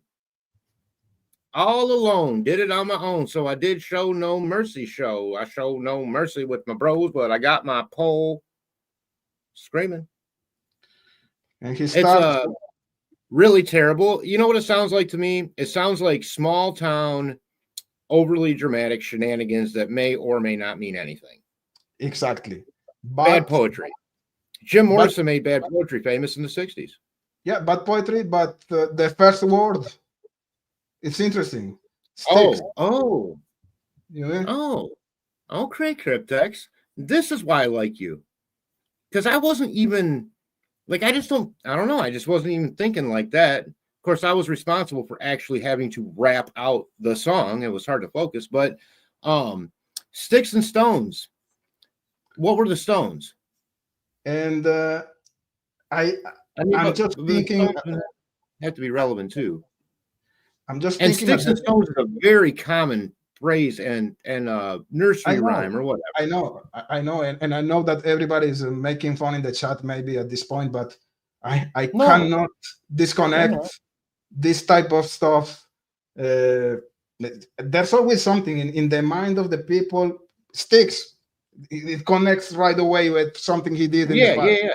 And this is 2018, and I'm thinking. Remember that when you see the crime scene, not Abby. Libby's face is really in bad shape. Something happened to her face. I don't know what exactly. I wonder if a stick was used to hit Libby. I don't know. Like a limb. I don't know. It's more like a thicker limb, like a blunt instrument. Yeah, exactly. I was thinking Abby because to me, I thought there was a rumor, but again, rumor that there was a like a concussed head area from, say, the butt end of a pistol whip situation, they would say. Maybe two, maybe both of them. But a stick could do the same thing. And Libby, I don't have any evidence, but I'm just. Well, that would take out, if someone did that quick, that would be one reason why there were no defensive wounds, because then you're down to one person. Now she sees what you just did to her best friend. Look, we can't put ourselves there saying we'd be swinging and doing all this shit. Again, I've been in that situation, not quite like the girls were. It didn't turn out like that. But I've been, as a kid, in scary situations with guns to my head. Literally, and I'm telling you, you don't always know which way you're going to go. And you don't always react the same way to the same situation 2 times in a row. 100%, man. Shane says, I've invested a lot of time, like all you, but I guarantee y'all Keegan is more involved than Ron or Brad. If there's anyone else, in my opinion, I mean, I think you have a valid point. I mean, I would put him up there with his dad. I mean, with his pops, That's my theory. Like I say, if they opened up a business down there, it'd probably be called something like, porns and drugs for dads and sons or something like that, But when I think about Keegan and his dad, it's an odd relationship. Yeah. Trading off on taking advantage of people sexually and all. I agree with Shane. I have the same theory or the same thinking today, even if we are learning something about Brad Weber and Ron Logan. Anthony, damn it. I can't do that, Anthony. You have to put Anthony's comment up. What is or it? Question. Well, it's just down at the bottom of the thing. It's just he wants to know who I think BG is. Yeah. And thank you for saying that, Cryptex. That's a bad habit. I mean, how the hell are you supposed to? But it's true, though. We'll talk about that sometime off the air. But I mean, I like it because I need that direction. Okay. Well, I mean, I think Richard Allen was BG, to answer you in the short, even though I'm not supposed to be answering you right now because I'm going to get yelled at by Cryptex again. Mars says, there is absolutely nothing connecting him to the crime, and their theory for motive is just ridiculous. You should have put comma in your opinion. Criminal network. He doesn't. Yeah. Go ahead. If you read Ron Logan's search warrant and still think he wasn't involved, you're nuts. But then again, that search warrant was the one that was leaked. Is that what you're talking about? The what they call that? Not the search. I guess it was the affidavit, search warrant affidavit. Remember, that wasn't done by anybody locally. That was done by some profiler in Indianapolis. So it was all conjecture and her opinion, not based on fact. Yeah, but it's not a crazy theory as well. The girls were found in his property. He was lying about his alibi, and now we are learning about the box cutter. So it's not that crazy also. So I don't know, man. Question though, who got the first search warrant? Was it the county, the state, or the FBI? And why didn't they actually search the place? Why did they only get a partial search warrant if they actually thought he was involved in the murder of 2 girls? Good point. I don't know. Let's Rebecca Ann 65 says, if Richard gets out of this, no one's to blame but law enforcement. I agree. And the prosecution, I agree. Holman jumped the gun. He should have waited and had more DNA tested. It sounds to me like they should have done at least 12 other things. And I'm not saying he's not involved. But this excuse for the system when it comes to doing the right thing in these investigations based on the size of your the size of your town and what resources you have, why are we paying them at all or electing them if they can't do the job? And this is food for for speculation, Farmer, because you know that Doc Carter is retiring right now. So for sure he wanted to solve to have a resolution here before his retirement. So yes, maybe they were rushing the investigation to have a guilty conviction or a guilty verdict before the retirement of Doc Carter. So it's a valid point. Hopefully after he retires, maybe he'll jot down all those connecting points he wanted to inform us all for those 6 years. I'd like to know. Yeah, man. Don't dox me, Farmer. I agree. Important things were left out. You know, I mean, it just feels like they were. I mean, I'm not a soothsayer. I don't see more than anyone else. But we're all sort of feeling that way. And if we're not all feeling that way, enough of us are feeling that way that we should respectfully be able to question those things. That's what makes us American, after all. Yeah. And Canadian. Analyzette. Analyzette, the only point of interest is Ron Logan's alleged confession. The only point of interest in Ron Logan's alleged confession is the box cutter. Confessions out of the prison and both mentioned box cutter. Do we see a pattern? Sort of. I mean, you might not have a bad point there once again. And you put only in capital letters, but it's a big. I got her inflection. I was trying to inflect what she was saying based on those caps. I like the way she capitalizes. No, both on the situation and her sentences. I was talking to Anna, not to you, Farmer. Hey, I'll just shut the fuck up then. How about you just turn my mic off and I'll take a nap? Shut the fuck up, Farmer. I love you, Cryptex. But no, you're right. Go ahead. Same here, man. Go with Sub Rosa. Sub Rosa. The pretrial hearings gave the defense the opportunity to show valid evidence that a third-party nexus existed, and they majorly failed to do so. Not a bad point by Sub Rosa. She slaps it back across the net. Yeah. Or he, for all I know, listen, I keep things confidential. I don't ever look at my my friends or subs online. Like, I don't know if I can see any of their personal information. I would have no idea where they're from or what gender they are unless they make no. So assuming Sub Rosa is female, I don't know why I was doing that.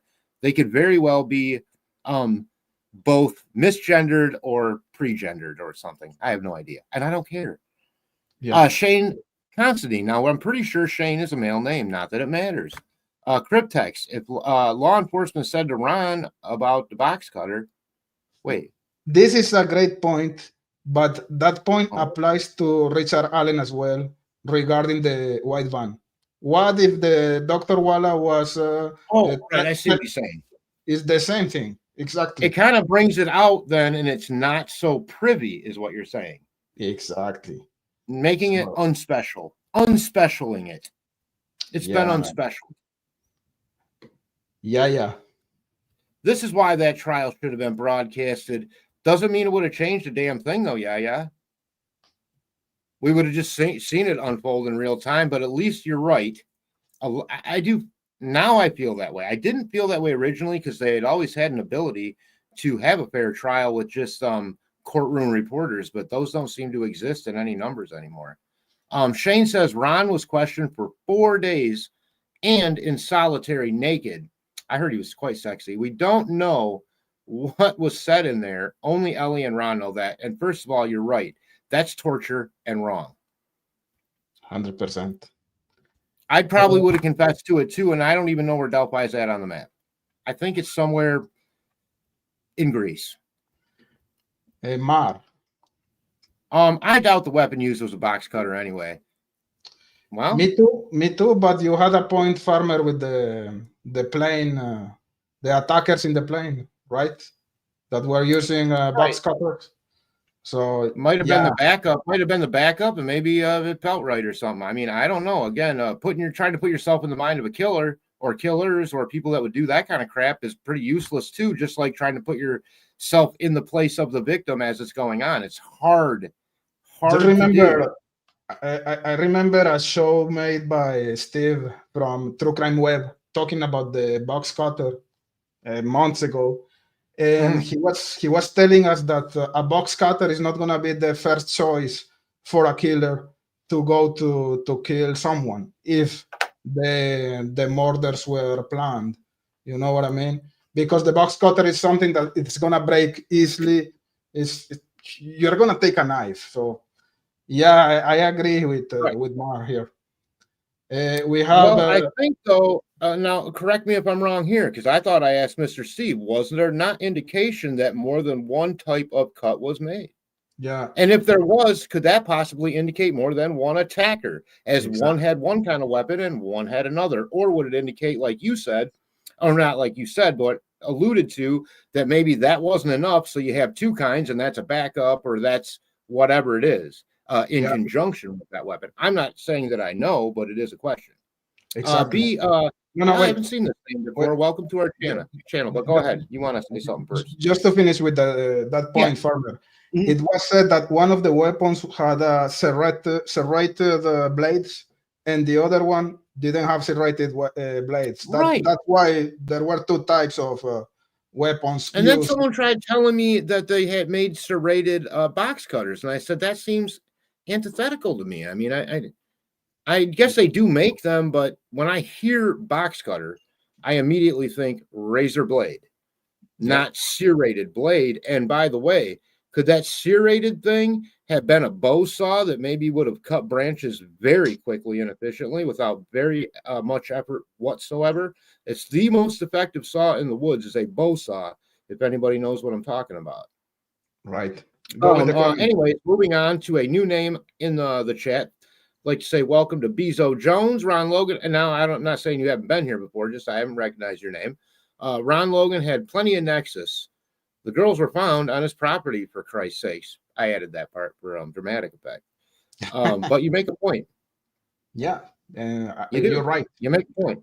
That alone is enough reason to search his place, but then why not do an effective search that first time? That, again, is another thing that now you can't, as the earlier chatter said, I don't remember who, or I wouldn't be so vague, X off of. Basically, you can't take them out of the equation now because of that. It's an oversight and a mistake. And it started right in the beginning. Shane says, Mar, I saw them crime scene pics. Ooh. The wounds looked very like a box cutter to me. Definitely not a knife. That's important. I haven't seen them, and I refuse. I would never. I can't. It just would upset me way too much. But the like where you I can't remember the channel that did it. Was it Justice that did the computer generated sticks over the bodies and things like that's something I could say for reference look at, but the actual crime scene photos would be far too disturbing for me. I mean, it would be the kind of thing that would just ruin my life forever and ever. And it's not my business, and there's nothing I can bring to it investigative wise that could help by looking at those pictures. Yeah, no, I saw the pictures as well, and I won't. remember Shane.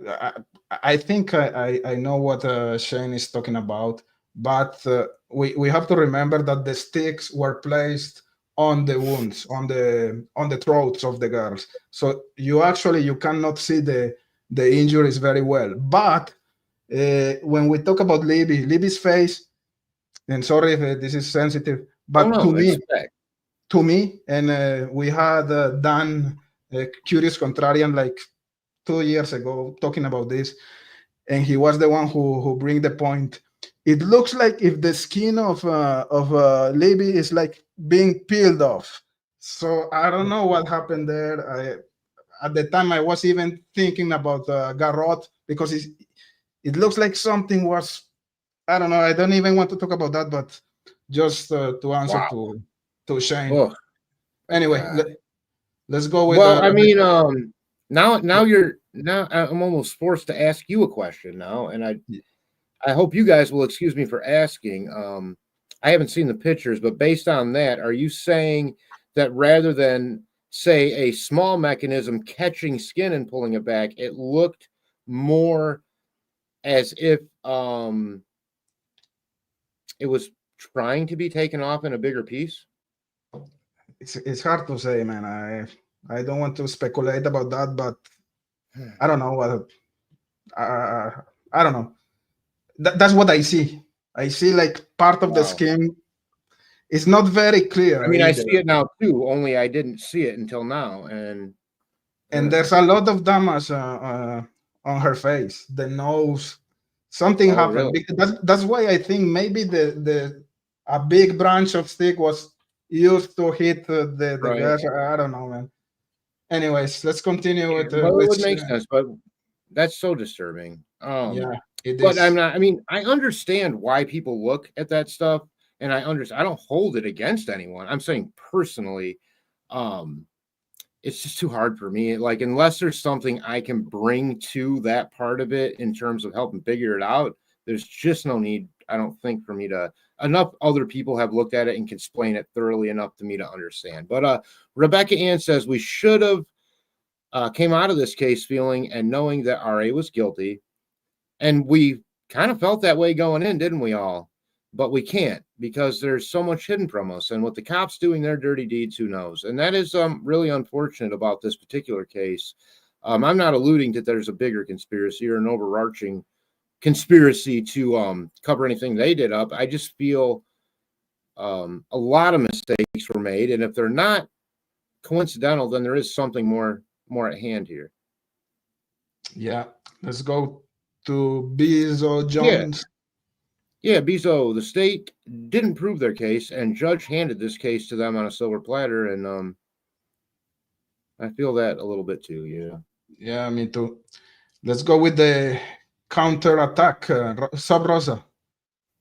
Okay, Sub Rosa, reporters who attended the pretrial hearing said that the defense failed miserably at showing any real evidence of a third party. Indiana says that there needs to be evidence to support a third, and I guess, is there anything that came out in these most recent bullet point list of things that didn't come out that first time? And if so, then would that be a case for appeal? Yeah, and that's the answer of Annalisette here. According to the defense attorney on another channel, they hope this latest filing will lead to a hearing which will help the appeals process. And regarding to your question, Farmer, there are a couple of points. We were talking about the box cutter, about the white van, and that's really interesting for us as people that are very involved in this case. But another point that is mostly like a technicality here is that at one point of the process, Richard Allen, he didn't have his attorney in some hearing or some meeting with the prosecution. And when they initially moved him to that first move, where to was it Westville? Apparently there was no attorney present. And I think that's the biggest point and maybe the main point to obtain an appeal. Yeah. It's even more important that, yeah. That may very well right there be grounds for appeal, and Gall may not have shit to say about it if it goes above her head. Yeah. Shane here. Shane says, I could write a book about what the defense lied about and the mistakes Ellie made. And I bet you, Shane, that about 175 people are already on chapter 7. The defense isn't changing their story. Well, they're not. They're not so much as changing it, but they are now including other things as possibilities. How about that? Exactly. Yeah, says most defense attorneys don't believe their clients are innocent. But not only did BR and AB Rosie and the other one there did, the other two temp attorneys did too. Now, I don't know that to be true, because I haven't spoken with Rosie or Baldwin personally. How so? Why not? Because we usually play euchre on Sundays, and they've been quite busy lately. That's why. And Baldwin, he didn't like pizza. Digital. Digital. None of the evidence presented by the prosecutor was verified, nor was proper foundation provided to be entered as evidence. Yeah, that's a bit of a problem, isn't it? When you get there and you start your presentation and oops, that doesn't work, and you didn't do the hair and you didn't get his height, it starts to become a problem. It's a great point. It's a great point. Great point from Digital. And I think they were expecting. If you don't think a federal court, and if you don't think a federal court's going to think it stacks, you're wrong. Because I think that's where your overarching appeal will come from. No, I think Digital is totally right here. And I think so too. In my opinion, Digital is wrong. I'm saying whoever may think that way is wrong. Digital is clearly correct and has an adorable dog. Yeah, I agree. Okay, let me advance a little bit in the comments because I'm kind of late. Rebecca. Yeah, that's right. We can buzz through some real quick. Rebecca Ann, we can all just Google it because we all know that Google is true. Everything Google says is true. You will not question the Google machine. I'm just saying hello to Simdal. So I'm really late in the chat, man. Wow, you are really late. What do you want to do? You want to continue? You want to stop? Or up to you? I mean, I'm not doing anything. You're the boss. Okay. We can keep going.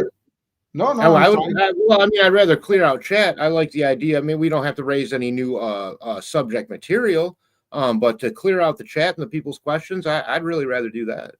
Perfect. Me too. Let's continue. Let's go through it. Yeah. Don't dox me. Not only unable to speak of Odinus, but the jurors said they asked if they knew about Odinism before a jury was selected even. The juror, well, let me reread that. But the juror, see, and I don't like to just buzz through. I like to understand what the question is too, you know.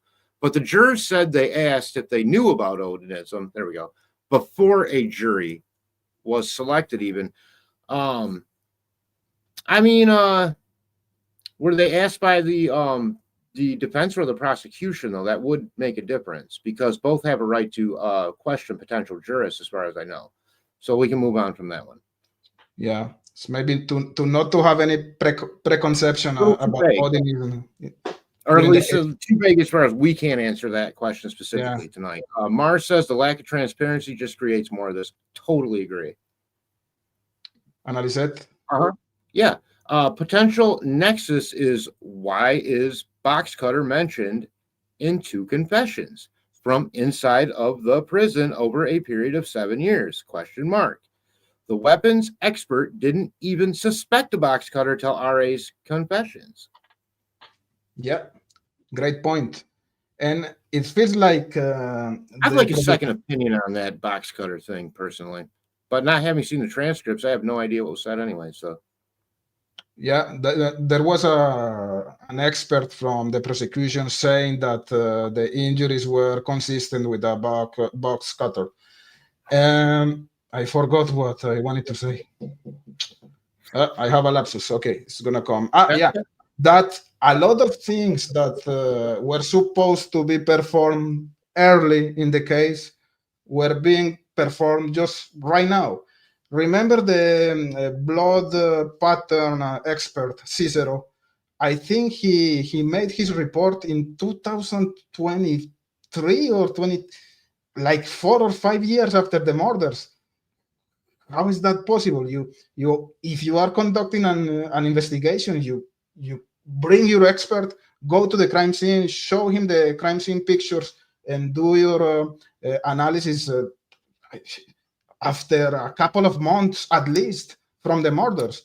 But they were doing all of that stuff recently. This would be really great to actually have a few questions like this and then take a whole separate. I really like the idea of having someone on that has a professional background in some of these questions that may very well know, especially if they were out of Indiana, the answers, rather than just the over and over speculation by talking heads on the World Wide Web.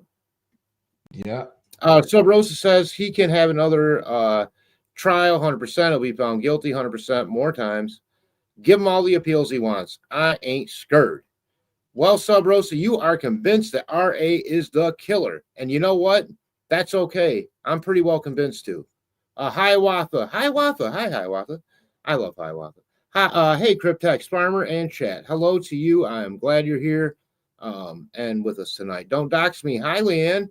Oh, that might be my neighbor. Hi, my neighbor.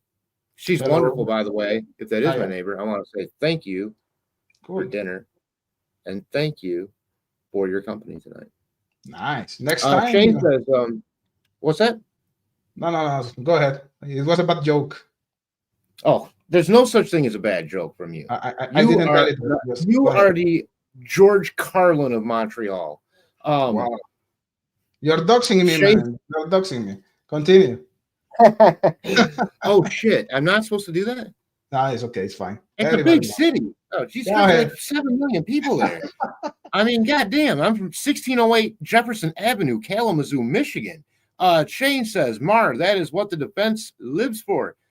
They want this case to be West Memphis or John Bonet. I'm not buying it. I don't want them to want that. I mean, I can't say you're wrong. I don't think those were good cases. I mean, I lived in Fort Collins, Colorado when that John Bonet thing happened, about an hour away from Boulder. Right, Boulder is where that happened, I believe. You know, and then that West Memphis 3, I mean, who knows? I mean, I feel like they let 3 killers go, but maybe their dads were pedos too. Like, I can't tell what the hell's going on there. It feels that's one of those cases, that West Memphis, that has that, and it sounds gross to even say this. It just has something extra to it that makes it like enigmatic. That makes it like, but you know what happened? You know, like the Idaho 4 college kids has that same sort of feeling to me, and I don't know what it is. I would exclude Idaho from that bucket. You know what is common here in those cases? John Bennett, West Memphis, and Delphi. What? A poor investigation, a crappy investigation. And that's why there's a lot of questions. That's why everybody is polarized. There's a division in the community because the investigation was crap. So there are questions that are not solved yet. Well, as a huge flaming liberal, I'd like to take the example of our president and sign the executive order to let all that information out. I think it's a brave move by the president. He just opened the books on JFK, RFK, and MLK. I think the real conspiracy is that there's a K in each one of those names. But he has just given an executive order that those documents be released as with notwithstanding to national security. That's gonna be great. We have to do a show about that, Farmer. Okay, I'm gonna try to Yeah. advance a little. Sure. Yeah says this is about our constitutional and human rights. I agree.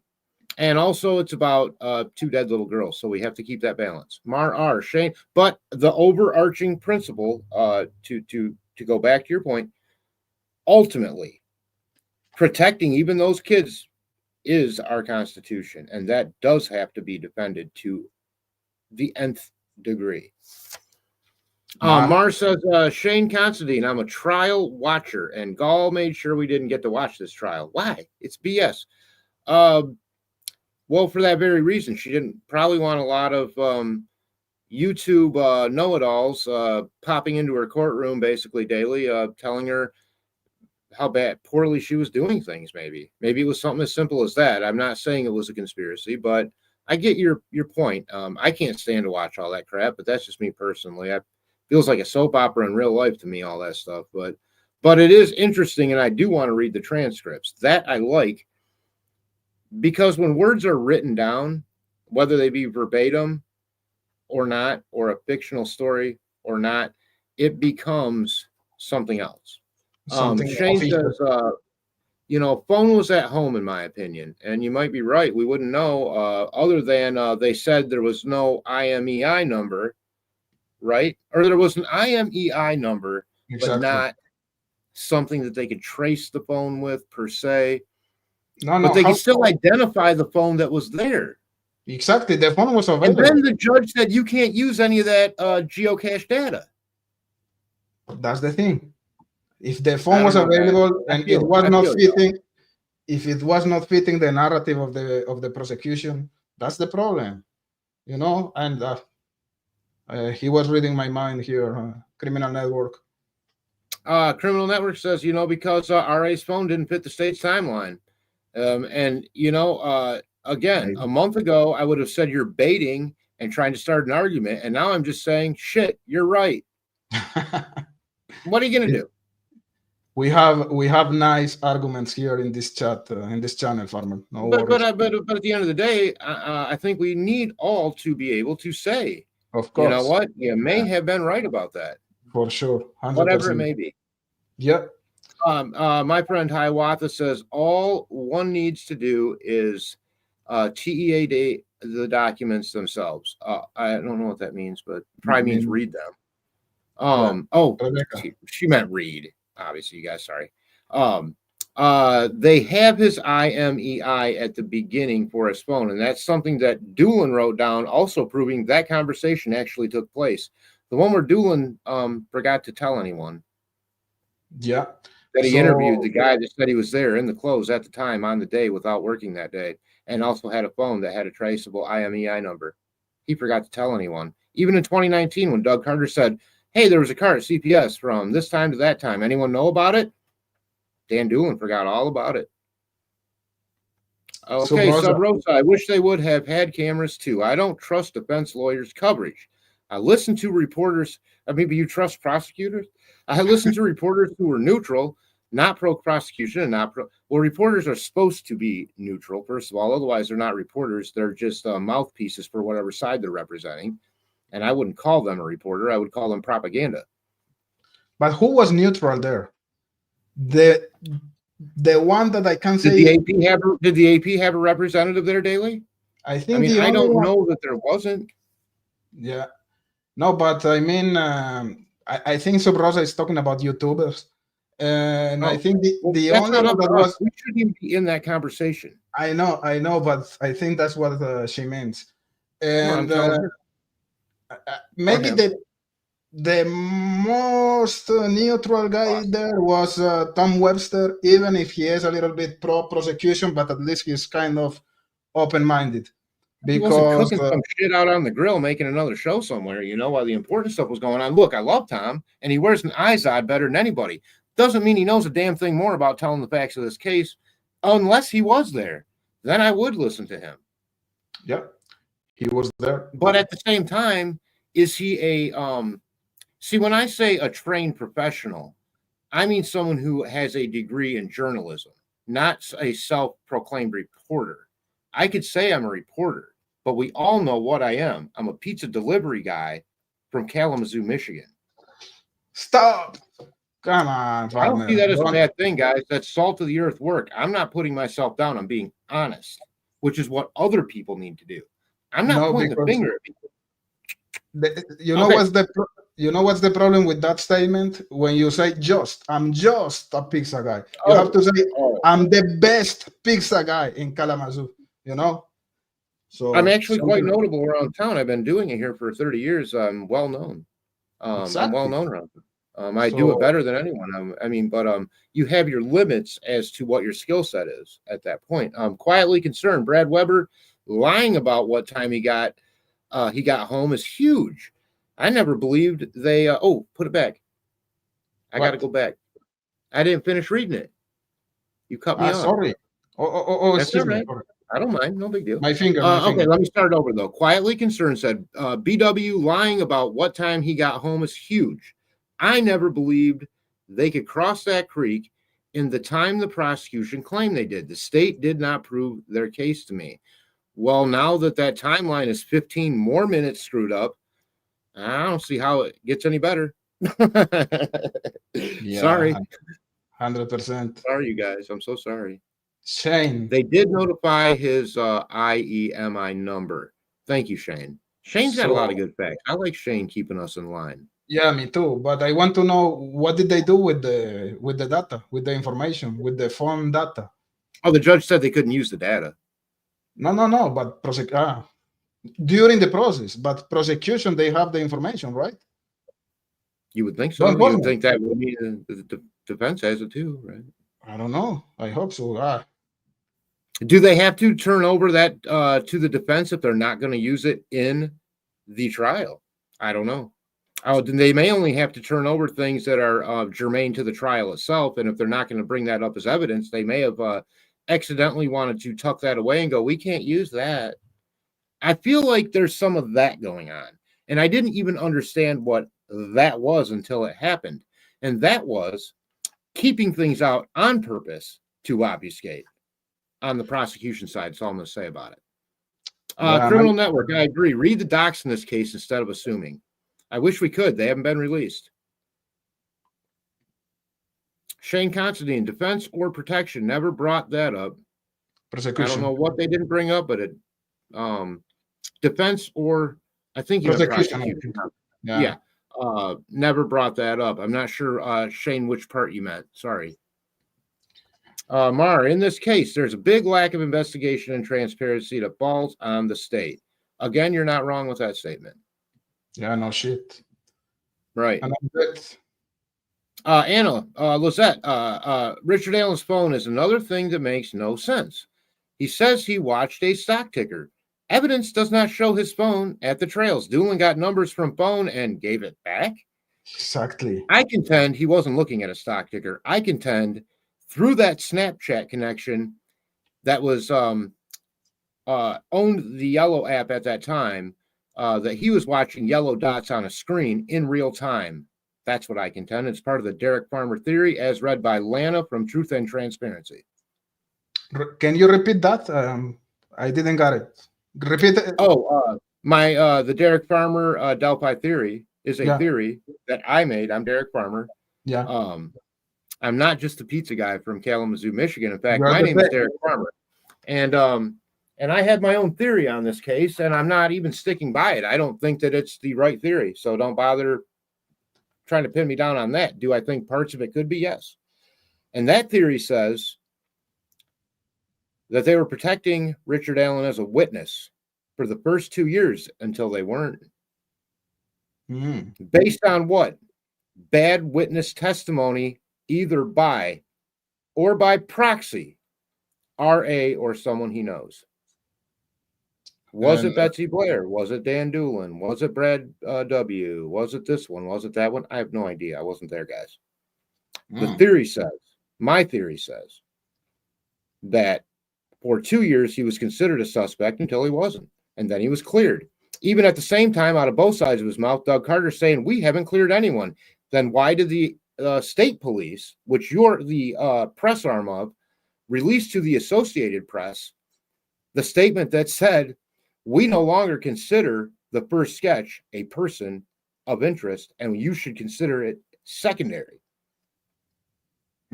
That's interesting. We need a whole show. These aren't things I made up. And then the rest of that theory says, well, through that bad witness testimony, basically they were protecting him as a witness, in my opinion. And,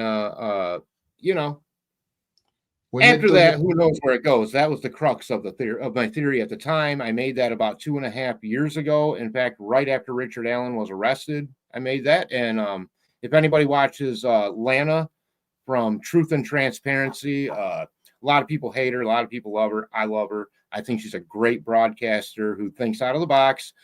She's a bulldog, no doubt, and I don't mean that in any negative way. I mean, she's a research. You don't mess with her. She'll ruin your life. But anyways, but I do respect her, and she read my theory and on her show, and it was quite popular at the time, and that was it. I'm not saying it's correct. We have to do a whole show about that because it's really interesting. Now you piqued my curiosity. If you go on that broadcast, in her broadcast, it's exactly about 32 minutes in. Or I have it. You know how like when you do clips on your channel, you can only do 60-second clips. Yeah. I broke it into 5 60-second clips. Her reading it's under my clip section on my channel, which I don't advertise because why would anyone want to go there? Cool. Maybe somebody could put that up in the link or something. I don't know. I'm gonna drop the link later. If you haven't seen her read that, I think that her reading of the theory is part of what makes it so great. She does such a good job reading it. Doesn't make it any more correct. Yeah, send me the link. I'm gonna put it in the description later. Let's go with Hiawatha. Yeah, Hiawatha. My friend Hiawatha says to Criminal Network, that is the whole problem. People just believing what they hear from their favorite YouTuber instead of reading for themselves or getting it, from more corroboratable sources. Yeah, I mean, I agree. It's that whole idea, like that movie that I talked about, where everyone's lips are sewn to the next one's bung, and it's just like a constant recycling of the same shit. Weakest links in this cover-up: Dan Doolin and Kathy Stank. Kathy Shank could be ruled the hero if she had nothing to do with it, being the only one that caught that tip. That situation is so fishy, man. It's fishy. Kathy Shank. It's fishy. I'd like to know all those connections. Who knew who, when, and how did they know? And Betsy Blair and blah, blah, blah. She's taking a half-hour shit and who knows what. But I agree with you. RA did meet Dan Doolin, fact. And I think, I think that is a fact. I'm glad that it's a fact because I based a lot of what I had to say about this case on that fact. But again, they don't have that in any sort of official transcript, and it wasn't entered as a fact until 6 years after the fact, which is why the Orion system didn't pick up on that tip. And that's another thing. Good web sleuths are misquoting. And I mean people that care about the case, people that aren't, that was in Orion right from the beginning, blah, blah, blah, blah, blah. No, that was the whole thing Kathy Shank did. She put it in the Orion system. Mm-hmm. Georgia Girl says, or asked rather, was his tip sheet the only one in the box? I don't even know what that means. Why is there a box? Why is there a tip sheet? We live in an electronic age where someone's literally entering all this stuff, but yet someone's writing cleared on a tip sheet that then he can't even back up over the water cooler at his job for the next 6 years and go, guys, why didn't they investigate that guy I talked to who looked just kind of similar to Bridge guys, the same height, same kind of clothes. He even admitted wearing the same kind of clothes. He had a day off from work that day and said he was there at the time that the girls went missing. Also, he cross-corroborated that with 3 minor witnesses. They saw him and he saw them, and they both said that officially. Now, how the fuck does Dan Doolin not mention that? Don't give me that fish and game warden line. You know what? A fish and game warden saved my life, and he was 100% smarter or less corrupt than Dan Doolin. Yeah. And Dan Doolin's a lieutenant of the DNR. This is so sad, man. So sad. This is really fishy. I'm not buying the lost tip narrative. As you said, who wrote cleared in that box? Something we'll never Kathy Shank understand. didn't have the authority to clear tips. She was the data entry volunteer. She was not even a law enforcement officer. And maybe they could have deputized her if the Wild West came back. And someone cleared Ron Logan because he was dead. I think maybe Kathy Shank. That's no reason to clear somebody. Just because they're dead doesn't mean they didn't do the crime. Exactly. What the fuck, man? Oh, crazy. Simda. Okay, Simda says not just the phone, but also the absence of a pervert's internet history bothers me. In this day and age, you rarely find a perp without it.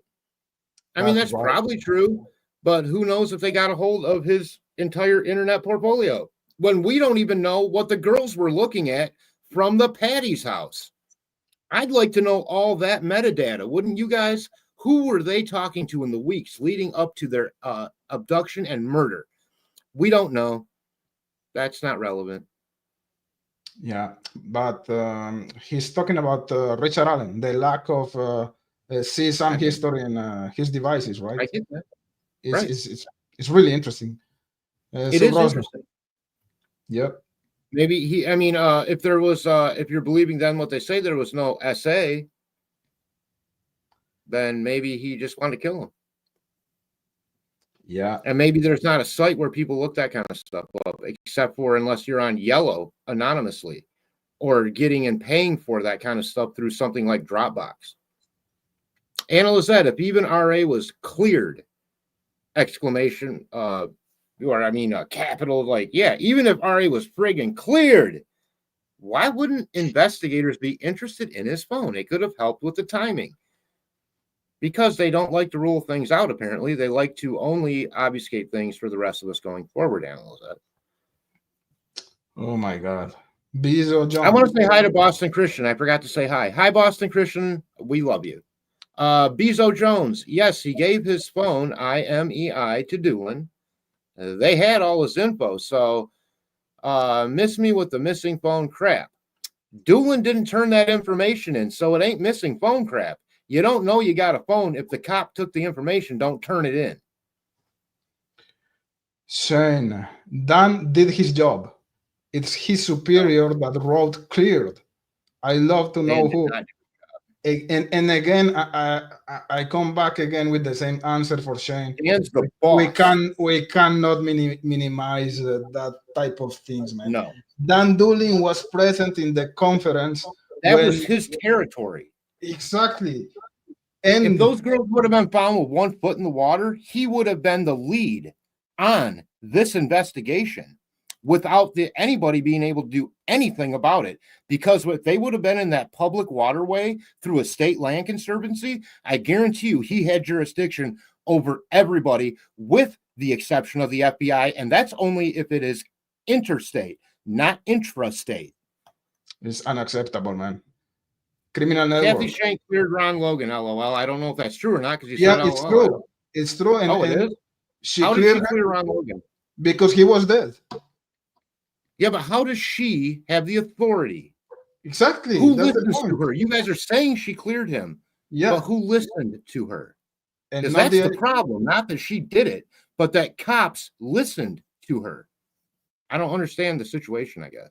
Yeah, no. How does Kathy Shank have the ability to do that? I'm asking. I want to know that. Dan Doolin was thrown under the bus by Liggett. I've seen no proof of that. I just see a guy standing there next to Doug Carter. And then during the trial saying about Richard Allen, I didn't think it was any big deal. I didn't see anything to report on. I think he's very clear that he doesn't deserve his job at the very least. He deserves to be in front and pull his ass in front of a panel of professionals to evaluate him. He's the boss. They're gonna give him Dr. Walla as the professional to treat him. Yeah, they ought to make a new never mind. Yeah. Bezo Jones says Walla probably did make it all up for all we know. The state has no proof of anything. They just think we're supposed to take their word for it. That's part of my problem here. That's part of my problem too. Rebecca. Yes, the locals, do you know the truth, but they're too afraid to say anything. You can't blame them. Your house gets firebombed.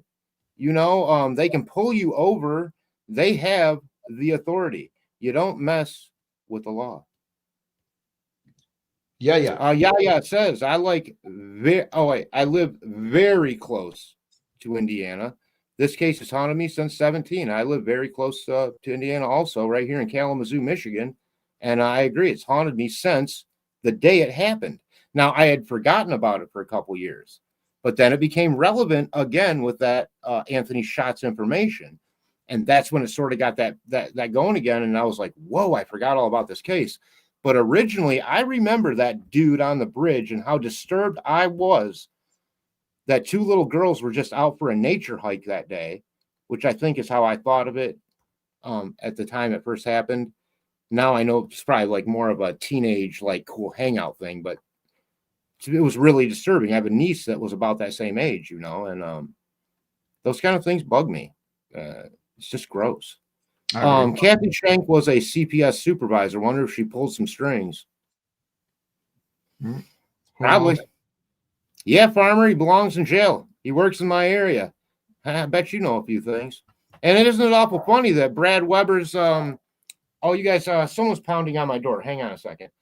Brad Weber's private driveway goes right through the heart of Dan Doolin's professional job. You ever think they met? Cryptex, cover me for a couple minutes. I think Farmer has a problem with his dog right now. Hiawatha. Doolin stood on the dam stage during the 2019 press, acting like he's never seen or heard from the man they are showing on the bridge.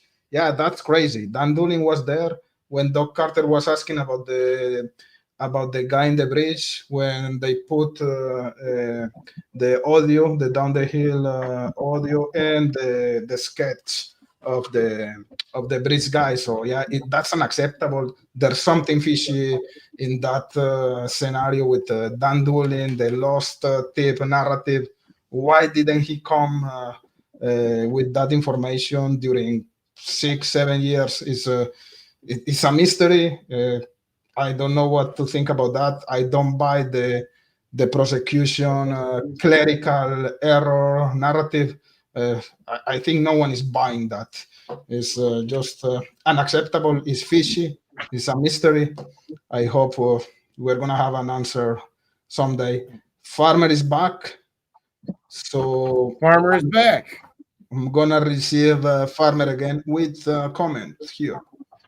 Oh, yeah. Bezo says Kathy Shanks should be worried. Looks like they're setting her up to take the fall for all the crap when this shit comes down. You might be right. I mean, if there is indeed shit to come down, that only illustrates the point that all of us has, that there is indeed shit to come down. Yeah. Shane. Shane, Mar, I put 2 years of my life into Ron, and same with Keegers. I thought it was both, but I was wrong. I think the clients are still involved here, so who knows? They're involved in something, even if it ain't this. Yeah, exactly. Simdal, it's a business model. To Rebecca Ann, it is a business model. Reunited families don't generate governmental funds. You're right.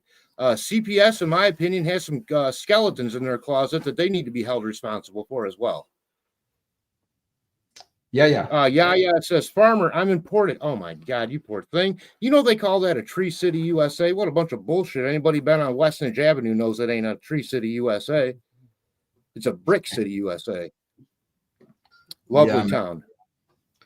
Quietly concerned. I suspect Click was set up. Look what happened to Ferenczi. Yeah, I don't know, man. I don't know what to think about that. If he did something wrong, he deserves to be in jail, but the timing is very suspicious. Just 1 week before the beginning of the process, he's put in jail. It's really fishy again. I'm 1 block behind Tiffany's liquor store off of West Main by the Castle. Mars says, Shane Constantine, I can't believe you didn't clear RA. Okay. Junior Johnson is here. Junior's and Adrian. We knew that. Junior, he's an old time Michiganer there. Junior, yep, he's a good dude. I like Junior. Yeah. So Rosa is not happy. I can't even see her here on that side. Oh. Sub Rosa, talking about Kathy Shank as a sinister old lady just cracks me up. She made cookies and brought coffee to the people who were in line to attend the trial, even the mean people. Oh, sounds kind of sweet, actually. Sub, look, I'm not giving her a bunch of crap. I mean, I've been her best defender. Actually, I called her the hero of this situation because she caught the tip thing. So to hear everyone kind of saying opposite of that tonight, I kind of want to look into now. But just because somebody's old and makes cookies doesn't make them a good person. Keep that in mind, too. I don't know what's Georgie said that's a good point, Cryptex. I'm not sure which one, but you make a lot of them. But you're bringing it at about 73% good points. So I'm so late in the chat, but I don't know what are you talking about, Georgie. Sorry for that. Who knows? Shane says, Mar, if I could talk to you face to face, you'd understand, but texting is freaking impossible, and I respect people that can conversate respectfully. It's hard. Shane, it's hard to text your your essence, you know, it's hard to get across in letters and characters, in other words, how you're emotionally feeling. And that's why when I do text people, even outside of the internet, and I mean like on the phone, I tend to text like I talk, long-winded. So unless you want to, you know, read like a 17-page text for me, don't bother even getting a hold of me. Growing Crazy, Click was not set up. I hope that your officers in your area are doing their jobs. Click is a POS. He worked in my area, children in my area affected. Exactly. Anytime you're making shit up, it's either to cover yourself or cover a bad. When do people make stuff up to cover the right side up? No one does that. Yeah. So yeah, something terrible there is happening. And I think it tends to his moral character overall, if he's willing to risk what? To make up facts in a CPS case. Haul his ass in front of a judge and throw him in jail. But I want to say something about this. I understand that you think or you believe that the officers were doing their job. But to me, they were doing their job too late, too close to the beginning of the process. So they were waiting to have the process started to arrest Todd Click. So the children, they were being in danger, let's say, if Todd Click was doing something bad, because they were waiting to the beginning of the process to have that arrest. So it's something fishy, it's not correct. The timing is very suspicious, it's very fishy. I don't like what happened in that situation with Click. If he was doing something wrong, he should have been arrested earlier, months. Or the timing is really suspicious. I agree. Don't Dox Me says, hey, Bezos, how come she got the money when she was responsible for filing the tips? Kind of crooked, in my opinion. Her story changed 3 to 4 times on how she got or discovered this tip. If that's true, I agree. That's a little fishy. Yep. Fair Maiden says, but we do. 3 walking witnesses say guy was taller. How much taller? I mean, an inch or 2? I mean, again, witness testimony doesn't have to be exact. The fact of the matter is, Richard Allen put himself there. That's a fact. I didn't make that up. You could ask Dan Doolin, but he wouldn't admit it anyways, even though he took the interview. I'm just not sure that he was the only one there. Remember the testimony of this girl? What's the name of this girl? Chastity Jarrell. Chastity Jarrell. She was on the news, and she said that there were some of their friends at the trails the day of the disappearance of the girls, and there was a man in black. So I'm not sure there was only one guy there. Maybe, likely, yes, but I wouldn't discard that there were other guys in the trails at that time. Richard Allen was the only one who went to talk to the police. But what if there was another guy that simply stayed at home and I'm not gonna talk to the police because he was marked? You know what I mean? Yeah, you got the grunge rocker himself with the flannel shirt guy saying, there's a couple arguing under the bridge. Where Daniel who Pearson. was that again? Who was that arguing under the bridge at that same time? And you're talking, that's right when Derek German met him basically on the bridge. Now you're talking 3:30. I don't trust those brothers. Yeah, me neither. Or their mothers. Oh my God. I don't trust them. I don't trust anyone in this case. I swear to God. I trust you, Farmer.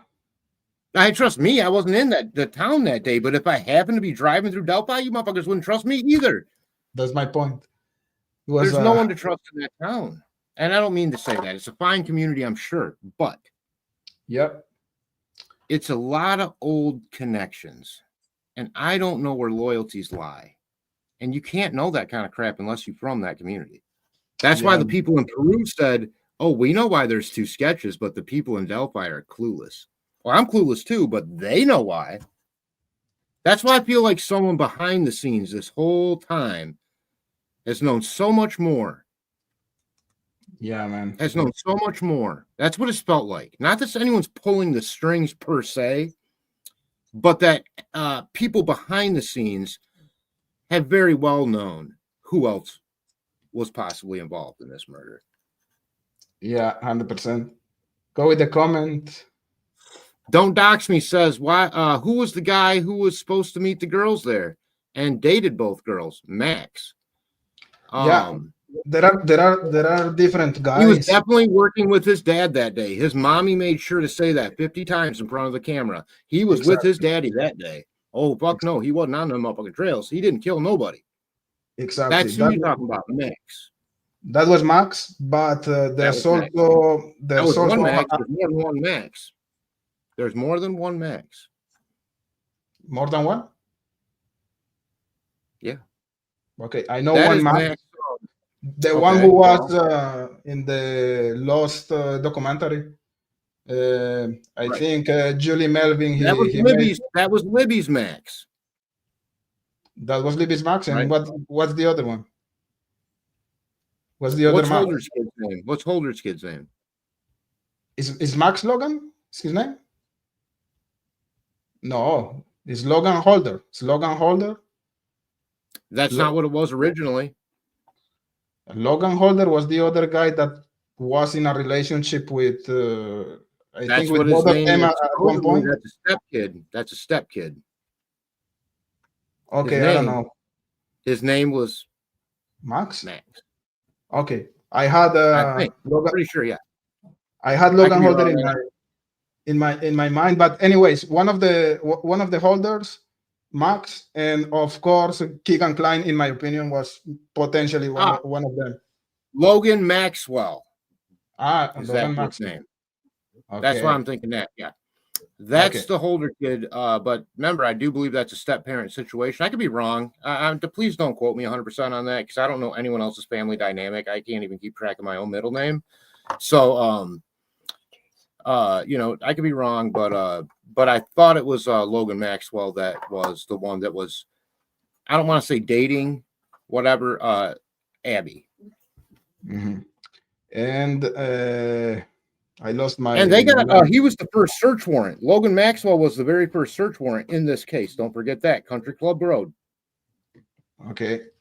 And also Keegan Klein, because according to the transcripts, remember that famous sentence, I was supposed to meet the girls, but they never show up. Of course. Yeah. The most famous sentence ever said. Yeah, exactly. That was a hit, infamous hit in this Then case. when he retold it to the reporter lady, tried to sound all like, I don't know, they said I was the last one to talk to her. Keegan, you're greasy. You're real greasy, Keegan. You're right where you need to be. Yeah, exactly. Criminal network. Bodies found on Ron Logan's property, but it took a month to get a search warrant. Bullshit. I agree. There's something funky about that too. Like either he really showed that he had nothing involved there, or it's again, what incompetence. I mean, okay. Digital says, what does everyone think about defense asking for all belts, butts, and electronic devices, working or not, to be preserved in evidence? At this point, if you're planning an appeal, I think that's a damn good idea. Yeah, and I don't think they should have to ask for that. I kind of feel like evidence should be preserved for a certain amount of time anyways. Am I crazy? Yes, a little bit crazy. Well, I mean, besides that, but I mean, it's, you know, a valid point would be that it does need to be preserved. I'm just kidding. Yeah.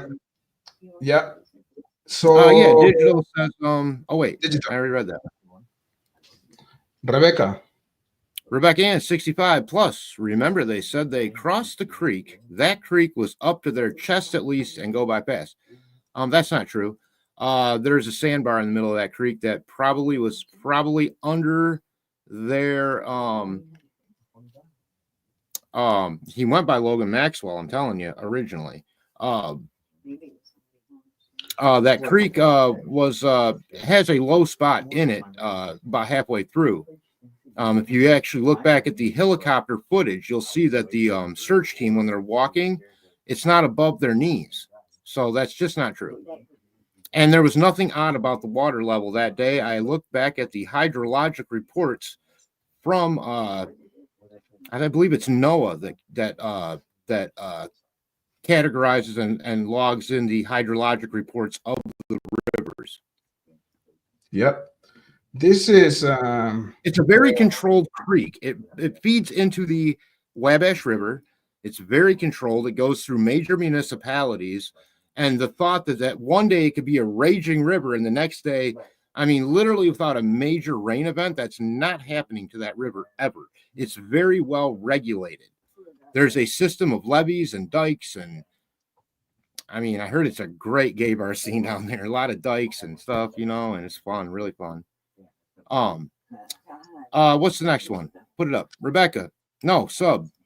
I just wanted to see Rick Snay sucker punch Greeno, and I see them in the background of Hidden True Crimes live stream, and they're friendly to each other. Is this all fake like wrestling? For some people it is, Sub Rosa. For people like me and Cryptex, we're just us. This is who we are.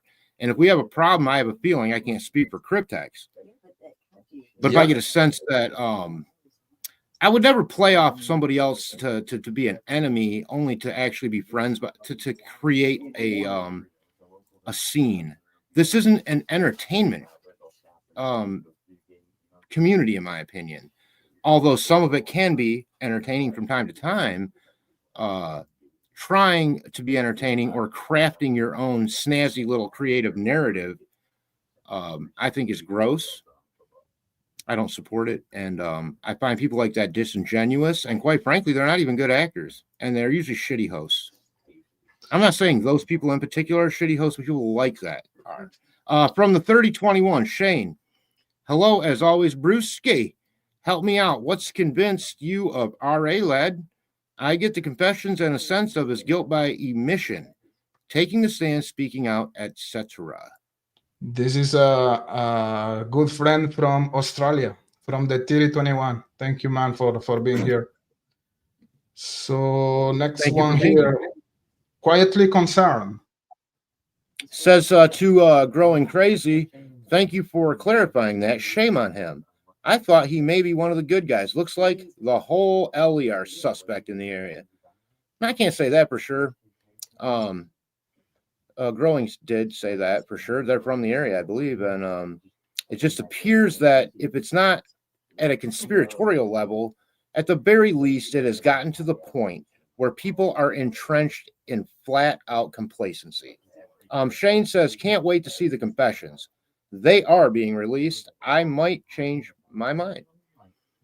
I think everyone should have that attitude. If we run across information, guys, that clearly points at somewhere else or whatever, no one should be egotistical enough to want to change the truth in the murder of 2 underage girls, or anybody for that matter, but especially 2 underage girls. Don't dox me. TK has close relations with cops. He does.